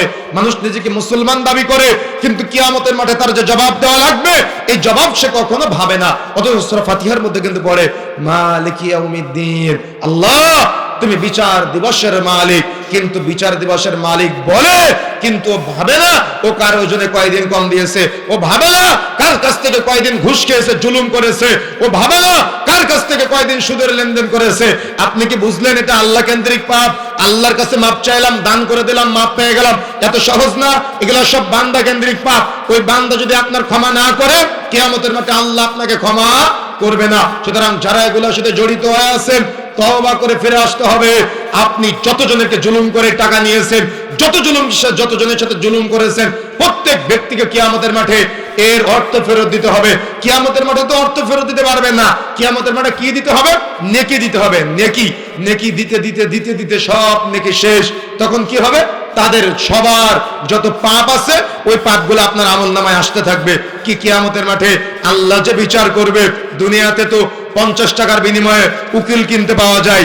দুনিয়াতে 5000 টাকা দিয়ে জজ, ব্যারিস্টার এগুলো আছে না, যারা বিচার করে, বিচারক কিনতে পাওয়া যায়। লাখ লাখ টাকা দিয়ে মার্ডার মামলার আসামি বাইরে ঘুরে বেড়ায়, আর নির্দোষ আসামি সে জেলখানায় বসে থাকে টাকা না থাকার কারণে। তাহলে বলেন, কিয়ামতের মাঠে ফেরেশতাদের ঘুষ দিয়ে কি আপনি ওই জান্নাতে যেতে পারবেন? সম্ভব না। দুনিয়াতে আপনার অভ্যাস থাকতে পারে, কিন্তু কিয়ামতের মাঠে আপনি ঘুষ দিয়ে জান্নাত পাবেন না। সেদিন আমলনামা যাচাই বাছাই করা হবে, আপনার নেকি চলে যাবে, তার পাপগুলো আপনার আমলনামায় আসবে। সুতরাং মৃত্যুবরণ করার আগে তাদের টাকা ফেরত দেওয়ার চেষ্টা করবেন। যারা মুদিখানার দোকানদারি করেন, অনেকের ওজনে কম দেন, ওজনে ঠকান। যত জনের ওজনে কম দিয়েছেন, যত জনের তেলে, চাউলে, ডাউলে বা যে পণ্যে হোক না কেন, চিনিতে ওজনে কম দিয়েছেন, বান্দা কেন্দ্রিক পাপ করেছেন, প্রত্যেক বান্দারে পণ্যগুলো ফেরত দিতে হবে। এটাই হলো ইসলামী শরীয়তের মানবতা। যদি ফেরত দিতে না পারে, কিয়ামতের মাঠে নেকি দেওয়ার জন্য প্রস্তুত হন। নেকি দিতে দিতে যখন শেষ হয়ে যাবে, তখন তার পাপগুলো নেওয়ার জন্য প্রস্তুতি গ্রহণ করেন। সুতরাং বন্ধুরা আমার, এই মানবতার চরম অবক্ষয় কিন্তু সমাজে চলছে। এই সমাজকে পরিত্রাণের জন্য প্রত্যেককে আল্লাহ ভীতি নিয়ে আসতে হবে। আর আল্লাহ ভীতি তখনই আসবে যখন ওই যে বলেছিলাম না, তাওহীদের জ্ঞান আসবে। তাওহীদের জ্ঞান ছাড়া আপনার আমার মাঝে আল্লাহ ভীতি আসবে না। যে আল্লাহকেই চেনে না, তার মাঝে আল্লাহ ভীতি আসবে কিভাবে? কথা কি বুঝতে পেরেছেন? যে আল্লাহকেই চেনে না, তার মাঝে আল্লাহ ভীতি আসবে কিভাবে? আসবেই না। এটাই বাস্তবতা। এজন্য ফিরে আসার চেষ্টা করতে হবে। এরপরে আসেন, আপনি কোন একটা ব্যবসা করবেন। ব্যবসা করার জন্য আপনার চোখের সামনে সব ব্যাংকগুলা প্রলোভন দিয়ে রেখেছে, অথচ ইসলামী শরীয়তের মারাত্মক একটা অধ্যায় হলো সুদ হারাম। কি হারাম না? মারাত্মক বড় একটা অধ্যায়, সুদ হারাম। নিজের মায়ের সাথে জেনা করার সমতুল্য। কিন্তু আপনি ব্যবসা করবেন, আপনার কাছে টাকা নেই, আপনার ব্যাংকের ম্যানেজার এসে আপনার বাড়িতে বাড়িতে ঘুরে বেড়াবে, নাম কিন্তু ইসলাম। আপনি ভাবতেছেন এটা তো সুদ না, এটা মুনাফা, এটা জায়েজ আছে। কে জায়েজ করলো? কোন শরীয়তে জায়েজ করা হয়েছে? যে আপনাকে দেয় তাকে জিজ্ঞাসা করবেন 100% সুদ মুক্ত কিনা, সে বলবে 100% সুদ মুক্ত না। আর যদি 100% সুদ মুক্ত না হয়, তাহলে আপনি এটার সাথে জড়ালেন কেন? যে জড়িয়েছে পৃথিবীতে সে ধ্বংস হয়েছে। সুতরাং যদি আপনি আমি ধ্বংস হতে না চাই, তাহলে এগুলোর সাথে জড়ানো যাবে না। মানবতার চরম অবক্ষয় হচ্ছে ইসলামের নামে নামকরণ করে আমাদের সমাজে এই সমস্ত ব্যাংক ব্যবসায়ীগুলা মানুষকে প্রতারণার ফাঁদে ফেলে, এনজিও গুলা, এমএলএম বিজনেস, সুদের সমিতির ব্যবসার সাথে, সমিতির সাথে আজকে অধিকাংশ মহিলারা জড়িত। বিভিন্ন রকম সমিতি, আশা, প্রগতি সংস্থা, এরকম নাম দিয়ে আপনার বাড়িতে বাড়িতে এসে আপনাকে সুদের টাকা দিয়ে যায়। এগুলোর সাথে জড়ায় আজকে আমাদের সমাজে অধিকাংশ ব্যক্তিরা সুদের লেনদেন করে। অথচ রাসূলুল্লাহ সাল্লাল্লাহু আলাইহি ওয়াসাল্লাম বলছেন, একজন ব্যক্তি সালাত আদায় করে, সিয়াম পালন করে, হজ করে, যাকাত দেয়, কিন্তু তার পোশাক হারাম, তার টাকা হারাম, তার ইনকাম করে, সেই ইনকাম হারাম, সে যে খাবার খায় খাবারটা হারাম। তুমি বলো তো তার ইবাদত কিভাবে আল্লাহর দরবারে পৌঁছাবে? সম্ভব সম্ভব না। সুতরাং বাহ্যিকভাবে আমাদের দেখলে ইমানদার মনে হলেও যদি আমরা হারামের সাথে জড়াই তাহলে ইবাদত আল্লাহর দরবারে পৌঁছাবে না। সুতরাং এই হারামের সাথে জড়ানো থেকে বিরত থেকে হালালের সংমিশ্রণে আসতে হবে। যদি আপনি সমাজকে মানবতার শিক্ষা দিতে পারেন, মানবতার শিক্ষা হলো হালালের শিক্ষা। আর আল্লাহর কাছে দোয়া করবেন সবসময়, আল্লাহুম্মা ইন্নী আসআলুকা ইলমান নাফিআ, আল্লাহ তোমার কাছে উপকারী জ্ঞান চাচ্ছি, ওয়া আমালান মুতাকাব্বালা, যে জ্ঞানের আলোকে আমি উত্তম আমল করতে পারবো, যে আমল কবুলযোগ্য হবে, যে আমল বাতিল হবে না। রিজকান তাইয়্যিবা, আল্লাহ আমি এমন রিজিক চাই যে রিজিকটা হবে তাইয়্যিবা, যে রিজিকটা হবে হালাল, যে রিজিকটা হবে পবিত্র। সুবহানাল্লাহ। কি চাইতে পারবো না আমরা আল্লাহর কাছে? চাইতে হবে। এই চাওয়ার মাধ্যমে এই হারাম থেকে বিরত থাকার চেষ্টা করতে হবে। হারামে জড়ালেন, দুনিয়াও শেষ, আখিরাতও শেষ। দুনিয়াতে ফকির হওয়ার আগ পর্যন্ত ছাড় নাই, আর আখিরাতে তো জান্নাত পাওয়া অত্যন্ত কষ্টকর হয়ে যাবে মাপ পাওয়ার আগ পর্যন্ত। সুতরাং সতর্ক থাকতে হবে, সাবধান থাকতে হবে। এরপরে আসেন, আমাদের অনেক যুবক ছেলেরা আছে মানবতার অবক্ষয়ের কারণে চুরি বিদ্যায় বড় পারদর্শী। আপনার ছেলে কোন একজন ব্যক্তির গাছ থেকে রস চুরি করে বাড়িতে নিয়ে আসে, আর আপনি মা সেটার রস জ্বালায় গুড় বানান, আর আপনি ভাবেন যে আপনার ছেলেটা কত পাক্কা কি চালাক। কি বলে? চুরি করে কিছু নিয়ে আসে, আর মা বলে ছেলেটা চালাক। অন্যের ঘের থেকে চুরি করে মাছ নিয়ে আসে, বাবা বলে চালাক। কি বলে কিনা? আপনার ছেলে চালাক। অন্যের ওই মেন লাইন থেকে কারেন্ট চুরি করে ব্যাডমিন্টন খেলে, র্যাকেট খেলে, আর আপনি কুলাঙ্গার বাবা বলতেছেন আপনার ছেলেটা চালাক, যে আপনার ছেলেকে ধরতে পারে না। লজ্জা আছে আপনার? শরম আছে আপনার? যে আপনার ছেলে পাপ করে আর আপনি আপনার ছেলেকে চালাক বলতেছেন। আপনার ছেলে চালাক না অপরাধী? আপনার ছেলে চালাক না অপরাধী? আপনার ছেলে চালাক না গুনাহগার? আপনি কোন লজ্জায় বলেন যে আপনার ছেলে চালাক? আরে আপনার ছেলে তো অপরাধী, আপনার ছেলে তো পাপী, আপনার ছেলে তো গুনাহগার, সে তো কারেন্ট চোর, সে তো কারেন্ট চুরি করে খেলা করতেছে। আপনার ছেলে আজকে চুরি করে অন্যের ঘের থেকে মাছ নিয়ে আসে, অন্যের দোকান থেকে পণ্য নিয়ে আসে, অন্যের ক্ষেত খামার থেকে বিভিন্ন পণ্য নিয়ে আসে, আর আপনি ভাবতেছেন আপনার ছেলে চালাক। আপনি ভাবতেছেন আপনার ছেলে অত্যন্ত কি, আপনার ছেলেকে নিয়ে গর্বের শেষ থাকে না আপনার। আবার এগুলো অনেকে মানুষের সাথে বলে বলে বেড়ায়। লজ্জা আছে আপনার? শরম আছে আপনার? শরম থাকা তো দরকার ছিল। ছেলে গোল্ডেন এ প্লাস না পেলে লজ্জা লাগে, ছেলে ভালো রেজাল্ট না করলে লজ্জা লাগে। তো আপনার ছেলে নামাজ পড়ে না, লজ্জা লাগে না? আপনার ছেলে সুদের লেনদেন করে, লজ্জা লাগে না? আপনার ছেলে ঘুষের লেনদেন করে, লজ্জা লাগে না? আপনার ছেলে মদ খায় ঘুরে, লজ্জা লাগে না? আপনার ছেলে সিগারেট খেয়ে ঘুরে বেড়ায়, লজ্জা লাগে না? আপনার ছেলে মেয়েদের পিছনে ঘুরে বেড়ায়, লজ্জা লাগে না? আপনার ছেলে প্রেম করে পালিয়ে কোর্টে গিয়ে বিবাহ করেছে, লজ্জা লাগে না? আপনার ছেলে আজকে হারাম কাজে মানুষকে সহযোগিতা করে, শরম লাগে না? দুনিয়াতে শরম না লাগতে পারে, কিয়ামতের মাঠে যখন সন্তান বিরুদ্ধাচরণ করবে তখন মাথা নিচু করে দাঁড়িয়ে থাকবেন। কিয়ামতের মাঠে মাথা আর উঁচু হবে না, মাথা নিচু করে দাঁড়িয়ে থাকতে হবে। কেন? সন্তান অভিযোগ করতেছে যে সন্তানকে দুনিয়াতে আপনি প্রশ্রয় দিয়েছেন। আপনার সন্তান দুনিয়াতেও অনেকেই দেখা যায়, আমি কয়েকদিন আগে একটা নিউজ দেখেছিলাম যে একজন বাবা ব্যাংক কর্মকর্তা ছিল, রিটায়ার্ড কর্মকর্তা। এখন সে ব্যাংক থেকে লোন নিয়ে একটা বিশাল বিল্ডিং তৈরি করেছে। লোন এখনো পরিশোধ হয় না, বাবা মারা গিয়েছে। এদিকে বাবা মারা যাওয়ার আগে কে কয়তলা নিবে সন্তানকে ভাগ করেও দিয়ে যায়নি। এখন বাবার লাশ প্রায় 48 ঘন্টা বাড়ির বাহিরে ওই ফ্রিজিং গাড়ির ভিতরে রাখা, লাশ দাফন করতে দিচ্ছে না সন্তানেরা। দুই বিবাহ করেছে, এক স্ত্রী সন্তানদের বুঝিয়ে দিয়েছে, আর এক স্ত্রী সন্তানদের বুঝায় দেয় নাই, লাশ আটকায় রেখেছে। বলেন তো তার অবস্থা যদি দুনিয়াতে এমনটা হয়, কিয়ামতে কেমন হবে?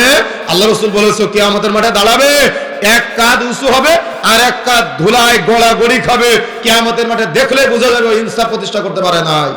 বলেন তো তাহলে দুনিয়াতে যদি অবস্থা হয়, আখিরাতে কি অবস্থা হবে? সুতরাং সতর্ক হতে হবে, সাবধান হতে হবে, আমাদের পরিবর্তন হতে হবে। আমরা যাতে করে আমাদের সন্তানদের, অধীনস্থদের পাপের কাজে সহযোগিতা না করি, পাপ করলে চালাক না বলি, সেদিকে আমাদের খেয়াল রাখার চেষ্টা করতে হবে। পারবো ইনশাআল্লাহ? চেষ্টা করতে হবে। তারপরে অন্যতম একটা পয়েন্ট, রাস্তাঘাটে আপনি দেখেন কাপল ব্লক তৈরি হয় আজকে। এই যে সরিষা ক্ষেতগুলো আছে না, বউ আর বেটি, রাজশাহীর ভাষায় বলে এভাবে, তাহলে মা আর মেয়ে নাচানাচি করে আর বাবা সেটা ভিডিও করে সোশ্যাল মিডিয়ায় আপলোড করে দেয়।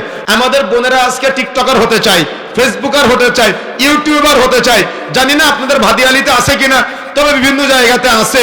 এদের আবার মিলন মেলাও হয়, বউ আর মেয়ে নাচানাচি করে আর নির্লজ্জ স্বামী ভিডিও করে ফেসবুকে আপলোড করে দেয়। আরে বিয়ে করেছেন আপনি, আপনার স্ত্রী আপনার সম্পদ, আপনার স্ত্রী কি ফেসবুকের মানুষের সম্পদ যে সেলফি দিলে ফেসবুকে দিলেন? কথা বুঝেন না মনে হয়। অনেকে নতুন বিয়ে করে বা নতুন যখন তার মেয়ে হয়, সুন্দর চেহারা, ওই মেয়েটাকে নিয়ে বা তার স্ত্রীকে নিয়ে রাস্তার মানুষকে দেখায় মোটরসাইকেলের পিছনে ঘুরে ঘুরে। কেন? আপনার স্ত্রী আর আপনার বউ বা আপনার মেয়ে কি রাস্তার মানুষের সম্পদ? ও তো রাস্তার মানুষের সম্পদ না, ও তো আপনার সম্পদ। কেন আপনি তাকে মূল্যায়ন করতে পারলেন না? কেন আপনি তাকে রাস্তার মানুষের সম্পদ বানালেন? কেন আপনি তাকে সোশ্যাল মিডিয়ার মানুষের সম্পদ বানালেন?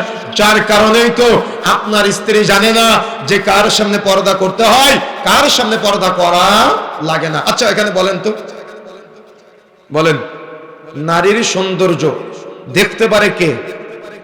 বলেন। হ্যাঁ, শুধুমাত্র স্বামী। আর নারীর চেহারা দেখতে পারে কয়জন?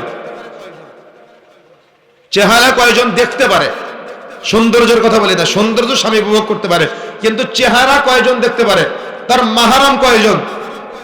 হ্যাঁ, কয়জন? 14 জন। কয়জন? এত বড় আহলে হাদিস এলাকার মানুষ আপনারা যদি বলতে না পারেন তো অন্যরা বলবে কিভাবে? কয়জন? 14 জন। যে 14 জনের সামনে হাতের কবজি, পায়ের পাতা আর মুখমণ্ডল খোলা রাখতে পারে। এর 14 জনের বাইরে হাতের কবজিও পাতাও দেখাতে যাবে না, পায়ের পাতাও দেখাতে যাবে না, মুখমণ্ডলও দেখা যাবে না, চোখটুকু খোলা রাখতে হবে। যদি আপনার স্ত্রীকে স্ত্রী বলে স্বীকৃতি দেন, স্ত্রীকে পর্দায় রাখতে হবে। যদি আপনার স্ত্রী না থাকে, সে পর্দা না করুক, আলাদা হিসাব, কিন্তু স্বামী হিসেবে আপনার দায়িত্ব তাকে পর্দায় রাখা। যদি আপনি দায়িত্ব পালন করতে না পারেন, স্পষ্ট আল্লাহ রাসূলের হাদিস, সালাসাতুন ক্বাদ হারামাল্লাহু আলাইহিমুল জান্নাহ, 3 শ্রেণীর ব্যক্তির উপরে জান্নাত হারাম।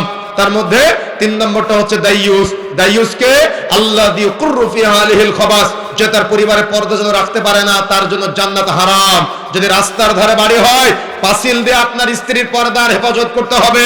আর যদি বাড়িতে দেবর ভাসুর একসাথে থাকে, দেবর ভাসুর একসাথে থাকলে যাতে করে আপনার স্ত্রীর চেহারা, আপনার স্ত্রীর সৌন্দর্য, আপনার স্ত্রীর মর্যাদা ঠিক থাকে, বাড়িতে প্রাচীর করে দিয়ে আপনার স্ত্রীর ইজ্জত মর্যাদা রক্ষা আপনাকেই করতে হবে। যদি আপনি রক্ষা করতে না পারেন, স্বামী স্ত্রী বিচ্ছেদ হতে হবে। যদি আপনি একসাথে থাকেন, পর্দার হেফাজত আপনাকেই করতে হবে। যদি হেফাজত আপনি না করেন, আল্লাহ রাসূল সাল্লাল্লাহু আলাইহি ওয়াসাল্লাম বলেছেন জান্নাত হারাম। এখানে অন্য কোনো ব্যাখ্যা চলবে না। কথা কি বুঝতে পেরেছেন? কথা কিন্তু ক্লিয়ার। আপনি কুলাঙ্গার বাবা, আপনার সামনে আপনার মেয়ে স্কুলে যাওয়ার সময় বেপরদা যায় কিভাবে? মানবতা কোথা থেকে আসবে? আপনার মেয়েটা বাজারে যায়, নগ্ন হয়ে বাজারে যায়, বুকে পেটে ওড়না দেয় না। কেন? তার বাবা কি বেঁচে নেই? তার ভাই কি বেঁচে নেই? যদি ভাই বেঁচে থাকে, বাবা বেঁচে থাকে, তাহলে ওই মেয়েটা বাজারে যাওয়ার সময় বেপরদায় যায়, কল্লার যায়। যদি আপনি নিজেকে স্বামী বলে দাবি করেন, তাহলে আপনার স্ত্রীকে পর্দায় রাখার দায়িত্ব আপনার। যদি নিজেকে বাবা বলে দাবি করেন, আপনার মেয়েকে পর্দায় রাখার দায়িত্ব আপনার। আমি মদিনা সফরে প্রথম যেবার গিয়েছিলাম, মসজিদ নববীর পাশে ফাহাদ গেটের পাশে আমাদের এক দিনী ভাইয়ের সাথে আমি বসে আছি। তার খেজুরের দোকান, খুব ভালো করে মনে রাখবেন। আমি আসরের সালাতের পরে ওনার দোকানে মাঝে মধ্যে বসতাম। তো বসে আছি, একদিন এক মহিলা, মদিনার মহিলা, উনি ওনার একটা বাচ্চাকে সাথে নিয়ে বাজারে ওই দোকানে আসছে খেজুর কেনার জন্য। সাথে কিন্তু মাহারাম আছে। ওই বাচ্চাকে জিজ্ঞাসা করতেছে দোকানদার ভাইকে, এই খেজুরের নাম কি, ওই খেজুরের নাম কি, এই খেজুরের দাম কত, ওই খেজুরের দাম কত।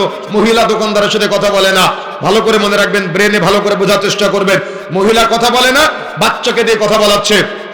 তো যখন খেজুরটা ওনার পছন্দ হলো, ওই মহিলা বাচ্চাকে দিয়ে বলালো যে এই খেজুরটা আমার এতটুকু দরকার। রিয়াল দেওয়ার সময়ও বাচ্চাকে দিয়ে দেওয়া হলো, উনি আদান প্রদান করে নাই। মনে রাখার চেষ্টা করবেন।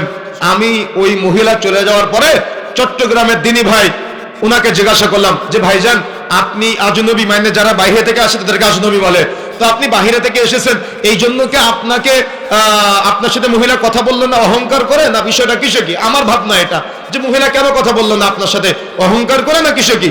তখন উনি বলতেছে যে আব্দুল্লাহ ভাই, বিষয়টা আপনার চিন্তা ভুল। আমি বললাম কি তাহলে?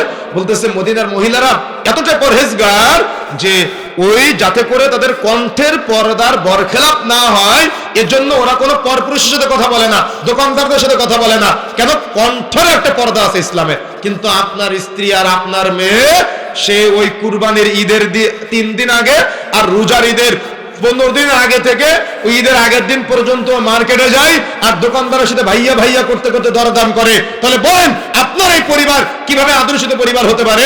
কিভাবে আপনার পরিবার মানবতা সম্পন্ন পরিবার হতে পারে? তাদের চিন্তা চেতনা আর আপনার আমার পরিবারের চিন্তা চেতনার মাঝে কত পার্থক্য, কত পরিবর্তনের দরকার। আমাকে আপনাকে বিবেচনা করতে হবে। আপনি কাপুরুষ পিতা দাঁড়িয়ে আছেন আর আপনার সামনে আপনার মেয়েটা বেপরদায় রাস্তায় চলে, এটা বিশ্বাস করতে হবে এটা ভুল, এটা ভুল। আমি একটা ঘটনা শুনে আপনাদের, সৌদি আরবের একজন শেখ, ওনার বাড়িতে মেহমান গিয়েছে।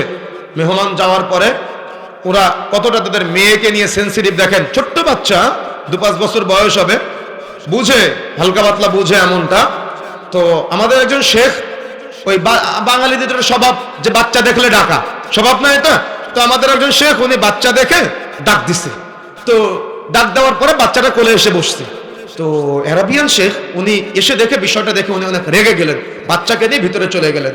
তো আমাদের ওই শেখ উনি ব্যাখ্যা করতেছেন এভাবে যে তারা তাদের বাচ্চার শরীরের গ্রোথ পরিবর্তন হওয়ার পরে এতটাই তারা তাদের সন্তানকে নিয়ে চিন্তা করে যে আমার সন্তান এই গ্রোথ পরিবর্তন হওয়ার পরে কেউ যেন তাকে নিয়ে খারাপ কুপরিকল্পনা করতে না পারে, কেউ যেন তার কোলে না নিতে পারে। কোলে নিলে তো খারাপ পরিকল্পনা আসতেই পারে, মানুষ, তাই না? তাহলে তাদের চিন্তা দেখেন আর আমাদের চিন্তা দেখেন। মেয়েটা এসএসসি পরীক্ষা দিয়েছে, এখনো সে বেপরদায় স্কুলে যায় আর বাবা সেটা মেনে নেয়। তার মানে বাবার জ্ঞান আছে, হিতাহিত জ্ঞান নাই, যার কারণে বাবা এটা মেনে নেয়। কোরআন হাদিসের জ্ঞান নাই, ধর্মহীন শিক্ষা ব্যবস্থা চলতেছে। সুতরাং প্রিয় বন্ধুরা আমার আপনার সমাজকে ইসলামের সুশিক্ষায় শিক্ষিত করার জন্য আমাকে আপনাকে ধর্মের শিক্ষা নিয়ে আসতে হবে।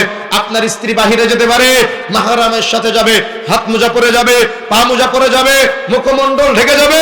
মুখমণ্ডল না ঢেকে, হাত মোজা না পরে, পা মোজা না পরে বাড়ির বাহিরে যেতে পারে না।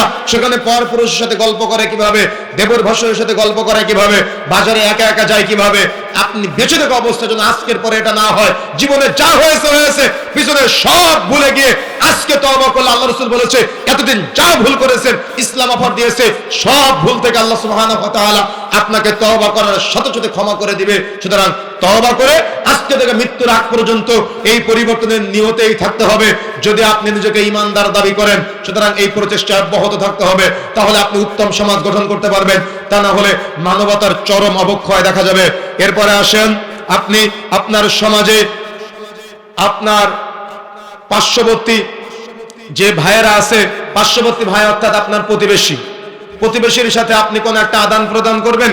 আদান প্রদান করতে গেলেই রাসূলুল্লাহ সাল্লাল্লাহু আলাইহি ওয়াসাল্লামের নীতি বিরোধী আদান প্রদান হচ্ছে। কিভাবে নীতি বিরোধী আদান প্রদান হচ্ছে? হারাম এবং পাপের কাজে মানুষ মানুষকে সহযোগিতা করতেছে। যেমন আমার কাছে তথ্য আছে, ভাদিয়ালির মাহফিলগুলোতে আমি বারবার বলি, এই বর্ডারের সাথে যতগুলো মানুষ সম্পৃক্ত, তার মানে বর্ডার দিয়ে যত বেশি মাদকদ্রব্য পাচার হয়, এরা সবাই কিন্তু মুসলমান ঘরের সন্তান, এরা অধিকাংশই কিন্তু ইমানদার ঘরের সন্তান। এদের টাকা আপনি স্ত্রী আপনি খান, আপনি সন্তান আপনি খান, আপনি আপনার বাবাকে বাঁচানোর চেষ্টা করেন, আপনি নিজেকে বাঁচানোর চেষ্টা করেন, আপনি আপনার স্বামীকে বাঁচানোর চেষ্টা করেন। কিভাবে? এই যে মাদকদ্রব্য পাচারের কাজে সহযোগিতা করা হয়, যত বিজিবি ভাইয়েরা আমার কথা শুনতেছেন, যদি আপনি টাকা খেয়ে মাদকদ্রব্য পাচার করতে সহযোগিতা করেন, প্রত্যেক মাদকদ্রব্য যত মানুষের কাছে পৌঁছাবে, বাংলাদেশের আনাচে কানাচে যত জায়গায় পৌঁছে যাবে, প্রত্যেক ব্যক্তির একটা করে পাপের ভাগ আপনার আমলনামায় আসবে। যারা এপার থেকে ওপার থেকে নিজেকে মুসলমান দাবি করে এই পাপাচারের কাজে, হারাম পণ্য পাচারের কাজে সহযোগিতা করেন, রাসূলুল্লাহ সাল্লাল্লাহু আলাইহি ওয়াসাল্লাম বলেছেন, লা ইয়াদখুলুল জান্নাতা মুদমিনুল খামার, যে ব্যক্তি নেশাজাতীয় দ্রব্য সেবন করবে সে জান্নাতে যাবে না। রাসূলুল্লাহ সাল্লাল্লাহু আলাইহি ওয়াসাল্লাম বলেছেন, সালাসুন কাদ হারামাল্লাহু আলাইহিমুল জান্নাহ, তিন শ্রেণীর ব্যক্তি জান্নাতে যাবে না। তার মধ্যে এক, মুদমিনুল খামার, যারা নেশাজাতীয় দ্রব্য সেবন করে তার জন্য জান্নাত হারাম। রাসূলুল্লাহ সাল্লাল্লাহু আলাইহি ওয়াসাল্লাম বলেছেন, মাদক দ্রব্য সেবন করা হলো মূর্তি পূজার ন্যায় পাপ। রাসূলুল্লাহ সাল্লাল্লাহু আলাইহি ওয়াসাল্লাম বলেছেন, নিজের মা, নিজের খালা আর নিজের ফুফুর সাথে জেনা করলে সম্পৃক্ততা না থাকে, যদি আপনি নীতি আজকে এখান থেকে নিয়ে যেতে পারেন, তাহলে আপনি সফলতা অর্জন করতে পারবেন। যদি আপনি আজকে নীতি নিতে না পারেন, আপনি সফলতা অর্জন করতে পারবেন না। হাজারো বক্তব্য দিয়ে লাভ নেই, হাজারো জুমার খুতবা দিয়ে লাভ নেই, যদি আপনি নিজেকে পরিবর্তন না করেন। মানবতার চরম অবক্ষয় আপনি করতেছেন, যুবকদেরকে পথ দেখিয়ে দিচ্ছেন। আপনি এই পথ বন্ধ করতে হবে আপনার। যদি আপনি পথ বন্ধ করতে না পারেন, তাহলে আপনার ভবিষ্যৎ প্রজন্ম তারা কিন্তু ধ্বংসের দ্বার প্রান্তে চলে যাবে। সুতরাং তওবা করে ফিরে আসতে হবে, পারবো ইনশাআল্লাহ। চেষ্টা করতে হবে মানবতা বিরোধী কোন কাজের সাথে যেন আমার পরিবার, আমার সন্তান, আমার পরিবারের কোনো সদস্য জড়িত না থাকে। নিজেকে এমন ইমানদার দাবি করতে হবে। কোন একটা বিয়েতে গান বাজনা বাজতেছে, ওই বিয়েতে আমার পরিবারের সদস্যরা যাবে না। আত্মীয়তার সম্পর্ক থাক চাই না থাক, কথা কি মনে থাকবে? ওই বিয়ে, যে বিয়েতে গান বাজনা বাজে, ওই বিয়েতে আমার পরিবারের সদস্য যাবে না, আমিও যাব না। সম্পর্ক থাক চাই সম্পর্ক না থাক, এই নীতিতে আপনাকে বিশ্বাসী হতে হবে। বলেছিলাম না, 1999 জনের সঙ্গী না, হাজারে একজন হওয়ার চেষ্টা করতে হবে। মনে থাকবে ইনশাআল্লাহ, এই নীতিতে আমাদের বিশ্বাসী হতে হবে। এরপরে আপনি আসেন, আমাদের সমাজ আজকে অস্থিতিশীল করার জন্য নাটক, সিনেমা, গান এগুলা বড় দায়ী। আমাদের বোনেরা সারাদিন সিনেমা দেখে ওই সিনেমার নাটকের মধ্যে তা ওই যে ছেলেটাকে যেভাবে দেখে ওভাবে তার স্বামীকে চায়। আর আমাদের যুবক ভাইয়েরা ওই সিনেমার মধ্যে, নাটকের মধ্যে যেভাবে মেয়েটাকে দেখে ওভাবে চায়। কিন্তু মেয়েটা তো বাড়িতে ছেঁড়া জামা, ছেঁড়া কাপড়, ময়লা কাপড় পরে থাকে, কি তাই না? আপনার স্ত্রী আপনার সামনে ময়লা কাপড় পরে থাকে, দুর্গন্ধযুক্ত কাপড় পরে থাকে, নোংরা কাপড় পরে থাকে, তাহলে তার প্রতি তো আকর্ষণ আসবে না, এটাই বাস্তবতা। আর এই সিনেমা, এই নাটক, এই অশ্লীলতাগুলো আমাকে আপনাকে পরিবার থেকে বিচ্ছিন্ন করতে শেখাচ্ছে। আমাদের কাছে এমন কোনো দিন নাই তালাকের মাসালার জন্য ফোন আসে না। কেন এত তালাক, কেন এত বিবাহ বিচ্ছেদ, কেন জানেন? কেন? মানবতা বিধ্বংসী যতগুলি কাজ আছে ওলামায়ে কেরাম তার মধ্যে অন্যতম একটা পয়েন্ট বলেছেন, সন্তানকে উপযুক্ত সময়ে বিবাহ না দেওয়া। সন্তানকে উপযুক্ত সময় বিবাহ না দেওয়া। আজকে আমাদের যুব সমাজকে উপযুক্ত সময়ে বিবাহ না দিয়ে তাদের রিজিকের চিন্তায় বাবারা তাদের বাড়িতে রেখে দেয়, মেয়েদেরকে বিবাহ দেয় না। মনে রাখার চেষ্টা করবেন, সৌদি আরবে সবচেয়ে বড় একটা ফতোয়া বোর্ড আছে, যে ফতোয়া বোর্ডের নাম হলো লাজনা। মনে থাকবে ইনশাআল্লাহ, যে ফতোয়া বোর্ডের নাম লাজনা। লাজনার ফতোয়া অনুযায়ী উপযুক্ত বয়স হওয়ার পরে বাবা মা যদি তার সন্তানকে বিবাহ না দেয়, সন্তান বিবাহ বহির্ভূত যত গোপন পাপ করবে প্রত্যেকটা পাপের একটা করে ভাগ বাবা মার আমলনামায় জমাবে। কিভাবে মূল্যায়ন করবেন? কিভাবে আপনি মাসালাটা মূল্যায়ন করবেন? আপনার কাছে মূল্যায়ন করার কি সিস্টেম আছে আপনি একটু আমাকে বুঝাতে পারবেন? যে আপনি আপনার ছেলেটাকে বিবাহ দিচ্ছেন না রিজিকের চিন্তায়, কেন? রিজিকের দায়িত্ব কি আল্লাহ আপনার হাতে দিয়েছে? রিজিকের দায়িত্ব তো আল্লাহ আপনার হাতে দেয়নি, রিজিকের দায়িত্ব তো আল্লাহ তার কাছে রেখেছে। তাহলে আপনি কেন রিজিকের চিন্তায় মেয়েকে বিবাহ দিচ্ছেন না? রিজিকের চিন্তায় কেন ছেলেকে বিবাহ দিচ্ছেন না? উপযুক্ত বয়স হয়েছে বিবাহ দিচ্ছেন না। পক্ষান্তরে কি হচ্ছে? সে কিন্তু ঠিকই তার চরিত্র অপাত্রে ব্যবহার করতেছে, প্রেম প্রীতির নামে, ভালোবাসার নামে সে কিন্তু তার চরিত্র পার্কে চিপায় জায়গায় চাপায় ব্যবহার করতেছে। তখন সমস্যা কি? সে তার হালাল সম্পর্ক, বৈধ সম্পর্ক চিপায় চাপায় পার্কে গিয়ে ব্যবহার করে যখন তাকে আপনি বৈধভাবে বিবাহ দিচ্ছেন তখন আর বিবাহ টিকে না। কেন? ও তো তার সবকিছু অপাত্রে ব্যবহার করেছে, হালাল জায়গায় কোনো কিছু ব্যবহার করতে পারতেছে না। কথা বুঝতে পেরেছেন? এই জন্য ইসলামের দৃষ্টিভঙ্গি আপনাকে বুঝতে হবে। সন্তানকে উপযুক্ত বয়সের সাথে সাথে তাকে বিবাহ দিয়ে হালাল করে দিতে হবে। যদি আপনি না দেন, প্রচলিত নাটক, সিনেমা আপনার সন্তানকে সিনেমার খোর বানাবে, আপনার সন্তানকে জেনাখোর বানাবে, আপনার সন্তানকে মদখোর বানাবে, আপনার সন্তানকে পাপিষ্ট বানাবে। সুতরাং এই নাটক, সিনেমা যাতে করে আপনার পরিবারে না থাকে। আর যুবক ভাইয়েরা, এগুলো থেকে আমাদের বের হয়ে আসতে হবে। দিন রাত 24 ঘন্টা স্ত্রীকে সাথে নিয়ে সিনেমা দেখেন, হিন্দি গান শুনেন, সিনেমা দেখেন, আর আপনি ভাবতেছেন আপনার স্ত্রী দিনদার পরহেজগার সন্তান জন্ম দিবে। সম্ভব না, সম্ভব না। বেদিন স্ত্রীর পেট থেকে, বেদিন মায়ের পেট থেকে কখনো দিনদার সন্তান আসে না। মাকে হতে হবে দিনদার, বাবাকে হতে হবে পরহেজগার, তাহলে না দিনদার সন্তান আসবে। আপনাকে হতে হবে ইব্রাহিমের মতো, আর আপনার স্ত্রীকে হতে হবে মা হাজেরার মতো, তাহলেই না ইসমাইলের মতো সন্তান আসবে। আপনি ইব্রাহিম হবেন না, আপনার স্ত্রী মা হাজেরা হবে না, অথচ আপনি ইসমাইলের মতো সন্তান চাচ্ছেন। এটা কি সম্ভব? এটা সম্ভব না। সুতরাং যদি আপনি মানবতার অবক্ষয় থেকে ফিরে আসতে চান, মানবতার চরম অবক্ষয়ের দিকে আপনার সমাজ না যাক, আপনি এটা চান, তাহলে আপনাকে আপনার পরিবার থেকে এই হারাম নাটক, সিনেমা, গান বাজনা এগুলা বর্জন করতে হবে, এগুলা বন্ধ করার চেষ্টা করতে হবে। পারবো ইনশাআল্লাহ? চেষ্টা করতে হবে আমাদের। যদি আমরা চেষ্টা না করি তাহলে কিন্তু আমাদের সমাজ পরিবর্তন হবে না। এরপর আসেন, চরম মানবতার অবক্ষয় চলতেছে, সেটা হলো সন্তানের সামনে স্বামী স্ত্রী ঝগড়া বিবাদ করা। কি বলেন তো? নতুন বিয়ে করেছেন, সন্তান হয়েছে, আপনার ছেলে আর আপনার মেয়ে দেখে বাবা মা একজন আরেকজনের মারে, একজন আরেকজনের সাথে তর্ক করে। ছেলেও ভাবে আমার বাবা যেহেতু আমার মাকে মারে, আমিও বিয়ের পরে বউ পিটাবো। আর মেয়েটা ভাবে আমার মা যেহেতু আমার বাবার সাথে তর্ক করে, আমিও বিয়ের পরে স্বামীর সাথে তর্ক করবো, কোনো কথা মেনে নিব না। অথচ ইসলাম বলেছে আল্লাহর পরে যদি কারো সাজদা দেওয়ার অনুমতি থাকতো, স্বামীকে সাজদা দেওয়ার অনুমতি থাকতো। কিন্তু আপনার মেয়েটা আপনার কাছে শিখে স্বামীর সাথে তর্ক করা। তাহলে আপনি কি শিখালেন? কি শিখালেন? আপনি কি শিক্ষা দিলেন? সুতরাং এভাবে কিন্তু সমাজে মানবতার চরম অবক্ষয় চলতেছে। এই অবক্ষয় থেকে ফিরে আসতে হবে আমাদের। আমি আলোচনা দীর্ঘ করতে চাচ্ছি না, তবে আমি আপনাদের যেটা বোঝাতে চেয়েছি, আমাদের এই সমাজকে সোনালী সমাজে, ইসলামের আদর্শে আদর্শিত সমাজে পরিণত করতে হবে। আর এই আদর্শে, ইসলামের আদর্শে আদর্শিত সমাজ যদি আমরা করতে চাই, তাহলে রাসূলুল্লাহ সাল্লাল্লাহু আলাইহি ওয়াসাল্লামের রেখে যাওয়া দ্বীন ইসলামের চর্চা করতে হবে, শরীয়তের চর্চা করতে হবে। একদল যুবককে হতে হবে মুসাআব ইবনে উমাইরের মতো, একদল যুবককে হতে হবে মুআজ মুআব্বিজের মতো। দেখেন বদরের যুদ্ধের দিন এক পাশে দাঁড়িয়ে আছে মুআজ, আর এক পাশে দাঁড়িয়ে আছে মুহাদ্দিস, হাদিসের রাবি আব্দুর রহমান ইবনে আউফ। ভালো করে মনে রাখবেন, আপনার ছেলে সিনেমা দেখে, আপনার ছেলে রাসূলকে ভালোবাসে না, আপনার ছেলে নেতার জন্য জীবন দেয়, আপনার ছেলে নেত্রীর জন্য জীবন দেয়, আপনার ছেলে রাসূলের জন্য জীবন দিতে পারে না। কেন? ও তো রাসূলকে চিনে না। কিন্তু মুআজ আর মুহাদ্দিস বদরের যুদ্ধের দিন আব্দুর রহমান ইবনে আউফের একজন ডান পাশে আর একজন বাম পাশে দাঁড়ায় আছে। ডান দিক থেকে মুআজ বলতেছে, চাচাজি আব্দুর রহমান, আমাকে কি আবু জাহালকে দেখাই দিতে পারবেন? এখানে আবু জাহালটা কে? বাম দিক থেকে মুহাদ্দিস বলতেছে, চাচাজি আব্দুর রহমান, আমাকে আগে দেখাই দেন আবু জাহালকে। হাদিসের রাবি আব্দুর রহমান বিন আওফ বলতেছে, দুজনের বয়স বেশি হলে বর্ণনা অনুযায়ী ছোট মানুষ হয়তো 10-12 বছর হবে, 15 বছর হতে পারে। তো আব্দুর রহমান বিন আওফ বলতেছে যে আমি জিজ্ঞাসা করলাম, চাচাজি আব্দুর রহমানকে যখন জিজ্ঞাসা করলো যে আবু জাহালকে দেখাই দিতে পারবেন, তখন আব্দুর রহমান বিন আওফ বাচ্চাদেরকে জিজ্ঞাসা করতেছে, ভাতিজা তোমরা আবু জাহালকে দেখে কি করবা? তো ডান দিক থেকে মুআজ বলতেছে, আমি শুনেছি আমাদের নবীকে নাকি আবু জাহাল গালি দিয়েছে। বাম দিক থেকে মুহাদ্দিস বলতেছে, আবু জাহাল নাকি আমাদের নবীকে কষ্ট দিয়েছে, আপনি একটু আমাকে দেখাই দেন না আবু জাহালটা এখানে কে?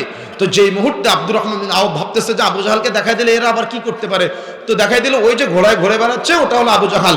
আব্দুর রহমান ইবনে আওফ বলতেছে, আমি যেই মুহূর্তে আবু জাহালকে দেখাই দিলাম, হাদিসের শব্দ এটা, যে বাস পাখির মতো দ্রুত গতিতে গিয়ে আবু জাহালকে মুআজ মুহাদ্দিস আঘাত করলো তরবারি দিয়ে।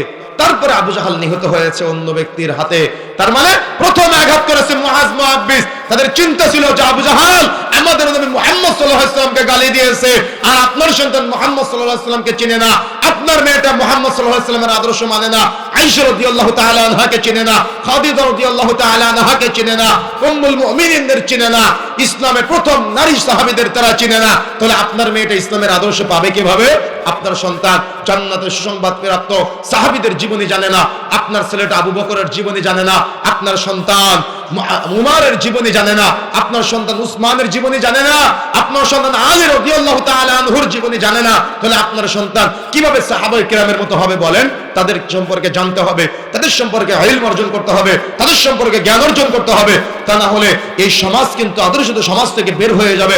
আপনি এমন একটা ভবিষ্যৎ প্রজন্ম রেখে যাবেন যে ভবিষ্যৎ প্রজন্ম অন্ধ, চোখ থাকতেও দেখবে না, কান থাকতেও শুনবে না, মুখ থাকতেও বলবে না, দেখবে পাপাচার বলবে না, চোখ দিয়ে পাপাচার দেখবে, কান দিয়ে পাপাচার শুনবে, কিন্তু সে দ্বিধা করবে না। এই জন্য আমাদের ভবিষ্যৎ প্রজন্ম যেন কলঙ্কিত না হয়, আমাদের ভবিষ্যৎ প্রজন্ম যেন আদর্শিত হয়, দিনদার হয়, পরহেজগার হয়। আজকে যুবকদের হয়তো আজকে সেই আহ্বান, এই আহ্বানে সাড়া দিয়ে এই সমাজকে পরিবর্তনের জন্য আগামীকাল সকাল থেকে আমাদের এগিয়ে আসতে হবে। পারবো ইনশাআল্লাহ? সবাই আমরা হাত তুলে দেখাই তো আল্লাহকে যে আমরা পারবো। বলেন আল্লাহকে পারবো ইনশাআল্লাহ? অন্তত ইনশাআল্লাহ বলেন, পারবো আমরা ইনশাআল্লাহ? চেষ্টা করতে হবে, আমাদের চেষ্টার বাহিরে কিছু নাই। আজকে যুবক ভাইরা যা আয়োজন করেছে, এই আয়োজন শুধুমাত্র আমাদের পরিবর্তনের জন্য। এই পরিবর্তনটা আমরা করার চেষ্টা করবো, পারবো ইনশাআল্লাহ? চেষ্টা করতে হবে। সুতরাং আসুন আমরা দিনদার হওয়ার চেষ্টা করি, আসুন আমরা পরহেজগার হওয়ার চেষ্টা করি, আসুন আমরা তাকওয়াশীল হওয়ার চেষ্টা করি। আরেকটা পয়েন্ট মাঝখানে বলে রাখি, সেটা হলো যে আপনি মানবতা শিখবেন কার কাছ থেকে? কোন একটা মাদ্রাসায় সরকারি চাকরি নিতে যাবেন, ওই মাদ্রাসার প্রধান যাকে মুফতি সাহেব দাবি করেন, যাকে ইমাম সাহেব দাবি করেন, ওই মাদ্রাসার সহকারী শিক্ষক নিয়োগ দেওয়ার সময় ওই মুফতি সাহেবের ঘুষ নেয় কি নেয় কিনা আমি ভুল বলেছি? যাকে আপনি আমির দাবি করেন, যাকে আপনি পরহেজগার দাবি করেন, যাকে আপনি তাকওয়াশীল দাবি করেন, যাকে আপনি আপনার নেতা দাবি করেন, সেই ব্যক্তি মাদ্রাসার প্রধান হয়ে ও সাধারণ শিক্ষক নিয়োগ দেওয়ার সময় ঘুষ খায়। ও যদি ঘুষ খায় তাহলে অন্যান্য প্রাইমারি স্কুল, হাই স্কুল বা অন্যান্য জায়গায় চাকরির ক্ষেত্রে যারা ঘুষ খায় তাদেরকে আপনি কিভাবে মূল্যায়ন করবেন? সুতরাং যারা মানবতার শিক্ষা দিবে তারাই যদি মানবতা বিরোধী হয়, এ সমাজ কিন্তু কখনো পরিবর্তন হবে না। আমাদের পরিবর্তন করার চেষ্টা করতে হবে। পারবো ইনশাআল্লাহ? বলেন পারবো ইনশাআল্লাহ? চেষ্টা করতে হবে আমাদের। আল্লাহ সুবহানাহু ওয়া তাআলা আমাদের চেষ্টা করার তৌফিক দান করুন, আল্লাহুম্মা আমিন। অনেকের মনের একটা প্রশ্ন যে আমরা বড় বড় জানাজা সালাত দেখতেছি, এই জানাজা সালাতগুলোতে সূরা ফাতিহা ছাড়া জানাজা সালাত পড়া হচ্ছে। আপনারা হয়তো দেখেছেন, আপনাদের চোখে পড়তে পারে যে আমরা পরপর কয়েকটা জানাজা সালাত দেখলাম, কিন্তু জানাজা সালাতগুলোতে সূরা ফাতিহা ছাড়া ইমাম সাহেবরা জানাজা সালাত শেষ করে দিচ্ছে। মনে রাখার চেষ্টা করবেন, আমাদের মনের মাসআলা অনুযায়ী ধর্মীয় শিক্ষায় সুশিক্ষা না থাকার কারণে জানাজার সালাত আদায় হচ্ছে কিন্তু সূরা ফাতিহা ছাড়া। অথচ রাসূলুল্লাহ সাল্লাল্লাহু আলাইহি ওয়াসাল্লাম বলেছেন, সহিহ বুখারী পর্ব 10 অধ্যায় 95 হাদিস নম্বর 656, লা সালাতা লিমান লাম ইয়াকরা বিফাতিহাতিল কিতাব, যে ব্যক্তি নামাজে সূরা ফাতিহা পাঠ করবে না তার নামাজ হবে না। ফরজ সালাত আদায় করছেন, সূরা ফাতিহা পাঠ করতে হবে। সুন্নাত সালাত আদায় করছেন, সূরা ফাতিহা পাঠ করতে হবে। ভিতরে সালাত আদায় করছেন, সূরা ফাতিহা পাঠ করতে হবে। ইস্তেসকা সালাত আদায় করছেন, সূরা ফাতিহা পাঠ করতে হবে। ইস্তেখারা সালাত আদায় করছেন, সূরা ফাতিহা পাঠ করতে হবে। একাকী সালাত আদায় করছেন, সূরা ফাতিহা পাঠ করতে হবে। জামাতে সালাত আদায় করছেন, সূরা ফাতিহা পাঠ করতে হবে। জানাজা সালাত আদায় করছেন, ইমাম মুসাল্লি সবাইকে সূরা ফাতিহা পাঠ করতে হবে। যে জানাজার নামাজে সূরা ফাতিহা নাই, ওই জানাজার নামাজ কবুলযোগ্য না। আল্লাহ রাসূল বলেছেন, এটা আমার কথা না, রাসূলুল্লাহ সাল্লাল্লাহু আলাইহি ওয়াসাল্লাম বলেছেন, লা সালাতা লিমান লাম ইয়াকরা বিফাতিহাতিল কিতাব। যে নামাজে সূরা ফাতিহা নাই, ওই নামাজ কবুলযোগ্য হবে না। জানাজা শব্দের অর্থ হলো দোয়া। অনেকে বলেন এটা তো দোয়া, দোয়ায় আবার জানাজা সালাতে কেন সূরা ফাতিহা? আরে দোয়া বলেন, এই দোয়া সালাতের অর্থ হলো দোয়া। পৃথিবীতে যে নামাজই পড়েন না কেন, প্রত্যেক নামাজের প্রত্যেক রাকাতে সূরা ফাতিহা পড়তে হবে। বাইতুল মুকাররমের খতিব কেন, পৃথিবীর যত বড় খতিব হোক না কেন, সে যদি সূরা ফাতিহা না পড়ে নামাজ হবে না। রাসূলুল্লাহ সাল্লাল্লাহু আলাইহি ওয়াসাল্লাম বলেছেন, এটা আমার কথা নয়। কথা কি বুঝতে পেরেছেন? সুতরাং যে সালাতি আদায় করে না কেন, প্রত্যেক সালাতে সূরা ফাতিহা বাধ্যতামূলক। প্রশ্ন করেছেন, মাঠের জমি বন্ধক রাখা যাবে কিনা, কোন পদ্ধতিতে রাখা যাবে অথবা কোন পদ্ধতিতে রাখলে হালাল হবে, লিজের ব্যাপারে বলবেন। আমাদের সমাজে বন্ধক রাখার একটা পদ্ধতি আছে। ওই টাকা দিয়ে টাকা নিলে সুদ হয়, এটা আমরা সবাই বুঝি, কিন্তু টাকা নিয়ে জমি ভোগ করলে যে সুদ হয়, এটা আমরা বুঝি না। কথা বুঝতে পেরেছেন? সমাজে প্রচলিত টাকা নিয়ে জমি ভোগ করা যে পদ্ধতি আছে, এগুলো হলো সুদের সিস্টেম। যদি আপনার সাথে আমার জমিতে ফসল ফলানো তখনই জায়েজ হবে যখন আপনার টাকা আমার টাকা বা আপনার জমি আমার টাকা উভয়ের মিলেমিশে একটা সিস্টেম আওতায় এসে, চুক্তির আওতায় এসে ফসল উভয়ে ভাগাভাগি করে নেবে। কারোর শারীরিক পরিশ্রম, কারোর আর্থিক পরিশ্রম, কারোর জমি, এটা ভাগাভাগি করে শরীয়তের রুলস অনুযায়ী এগ্রিমেন্ট করে যদি আপনি ফসল ফলান আর উভয়ে ভাগ নেন, তাহলে জায়েজ আছে। আর দেখা যাচ্ছে কোনো ব্যক্তির কাছ থেকে টাকা নিয়ে তার জমিতে ফসল ফলালেন, পূর্ণাঙ্গ টাকা ফেরত নিলেন, আবার ফসল ফলায় টাকাও গ্রহণ করলো বা ফসল গ্রহণ করলো, কিন্তু টাকা আবার পূর্ণাঙ্গ ফেরত নিলে, এটা চলবে না। টাকা যদি কম ফেরত নেন, ফসল যদি গ্রহণ করেন, তাহলে জায়েজ আছে, তারা ছাড়া জায়েজ হবে না। পুরুষ মহিলা একই ঘাটে গোসল করা যাবে কিনা, এটা হারাম। পুরুষ মহিলা আপনি যেদিন থেকে বিবাহ করবেন, ওই দিন থেকে আপনার স্ত্রীর পর্দার দায়িত্ব নিতে হবে। আপনার স্ত্রী পুকুরে গোসল করে ভিজা কাপড় পরে বাড়িতে আসবে আর আপনি নিজেকে ইমানদার দাবি করবেন, এটা চলবে না। একই ঘাটে নারী পুরুষ একসাথে গোসল করতে পারবে না। যদি পুকুরে গোসল করতে হয়, মহিলাদের আলাদা ব্যবস্থাপনা থাকবে, যেখানে কোনো পুরুষ দেখতে পাবে না, আলাদাভাবে সেখানে নেমে গোসল করে আলাদাভাবে উঠে চলে আসবে। খুব ভালো করে মনে রাখবেন, যেখানে মহিলা গোসল করলে পুরুষ মানুষ দেখতে পায়, এখানে কোনো নারীদের গোসল করা জায়েজ নেই। সেটা পুকুর হোক, নদী হোক আর বাড়িতে হোক। বাড়িতে যদি গোসল করতে হয়, নারীদের আলাদা গোসলের জায়গা থাকবে, যেখানে পর্দায় গোসল করতে পারবে। বাড়িতেও সবার সামনে গোসল করতে পারবে না, পুকুরেও সবার সামনে গোসল করতে পারবে না, নদীতেও সবার সামনে গোসল করতে পারবে না। একই ঘাটে তো বহু দূরের কথা। আজকের পর থেকে কোনো ইমানদার দাবি করা ব্যক্তির, নামাজি দাবি করা ব্যক্তির স্ত্রী, মেয়ে, পরিবারের মহিলা সদস্য যেন কোনো পুরুষের সাথে একই ঘাটে একই পুকুরে গোসল না করে, সেদিকে খেয়াল রাখতে হবে। এটা কিন্তু হারাম, শুধু হারাম না, একেবারে হারাম, কঠিন হারাম, এটা চলবে না। আপনার স্ত্রী ভেজা কাপড় পরে হাঁটতে হাঁটতে বাড়িতে আসবে, নিজেকে ইমানদার দাবি করবেন, এটা চলবে না, এটা টোটালি হারাম।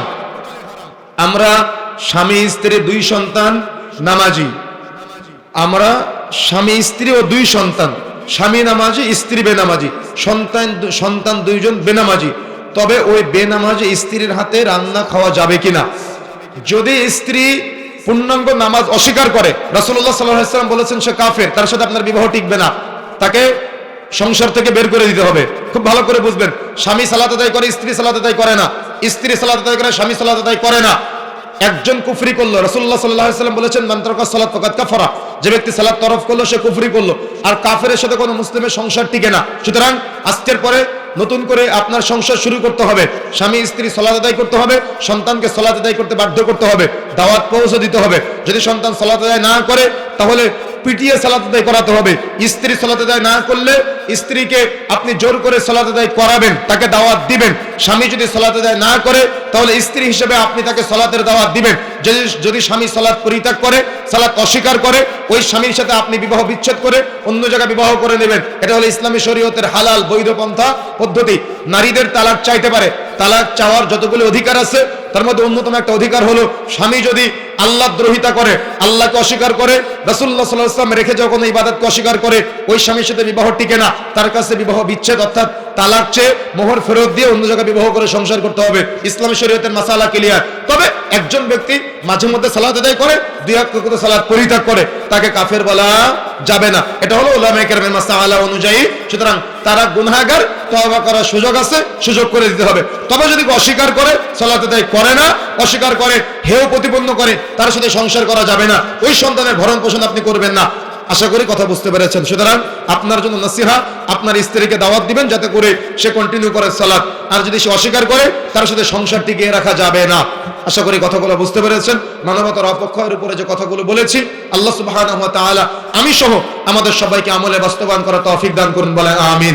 আল্লাহ রাব্বুল আলামিন যুবক ভাইরা যে আয়োজন করেছে, এই আয়োজনকে কবুল করুন, বলেন আমিন। আল্লাহ রাব্বুল আলামিন এই সমাজে যারা মৃত্যুবরণ করেছেন তাদের সবাইকে জান্নাতের উচ্চ মাকাম দান করুন।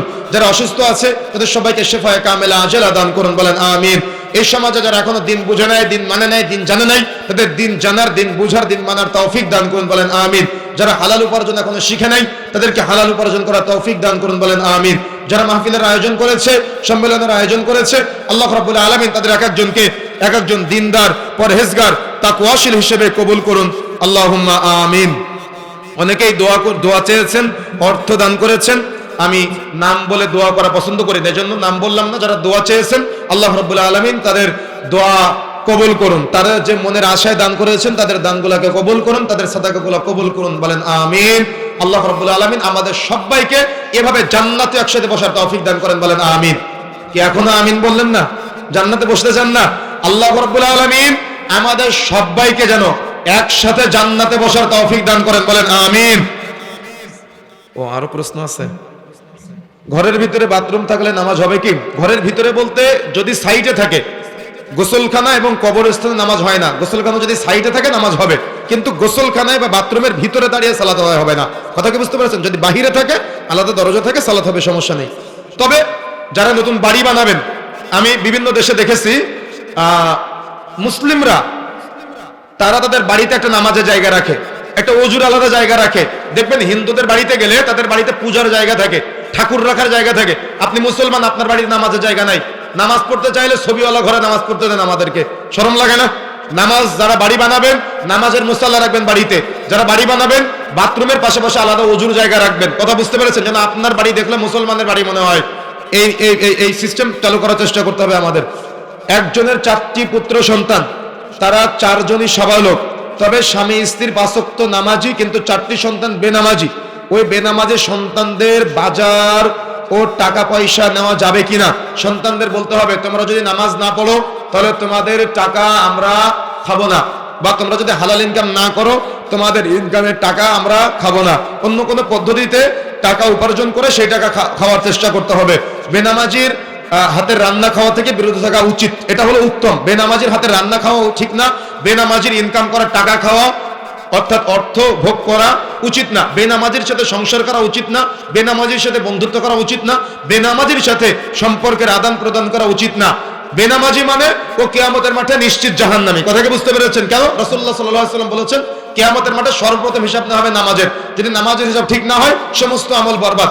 নামাজের হিসাব ঠিক, সমস্ত আমল ঠিক। সুতরাং সালাতকে মূল্যায়ন করতে হবে, নামাজকে মূল্যায়ন করতে হবে। সন্তানকে অবশ্যই বলতে হবে যে তুমি হালাল ইনকাম করো এবং সালাত আদায় করো, তোমার টাকা গ্রহণ করবো। আপনি চাপ দিলে আপনার সন্তান পরিবর্তন হবে ইনশাআল্লাহ। আমার সাথে সাথে সবাই দোয়া পড়েন। সবাই বলেন সুবহানাকা আল্লাহুম্মা ওয়া বিহামদিকা আশহাদু আল্লা ইলাহা ইল্লা আনতা আস্তাগফিরুকা ওয়া আতুবু ইলাইক। আসসালামু আলাইকুম ওয়া রাহমাতুল্লাহি ওয়া বারাকাতুহু।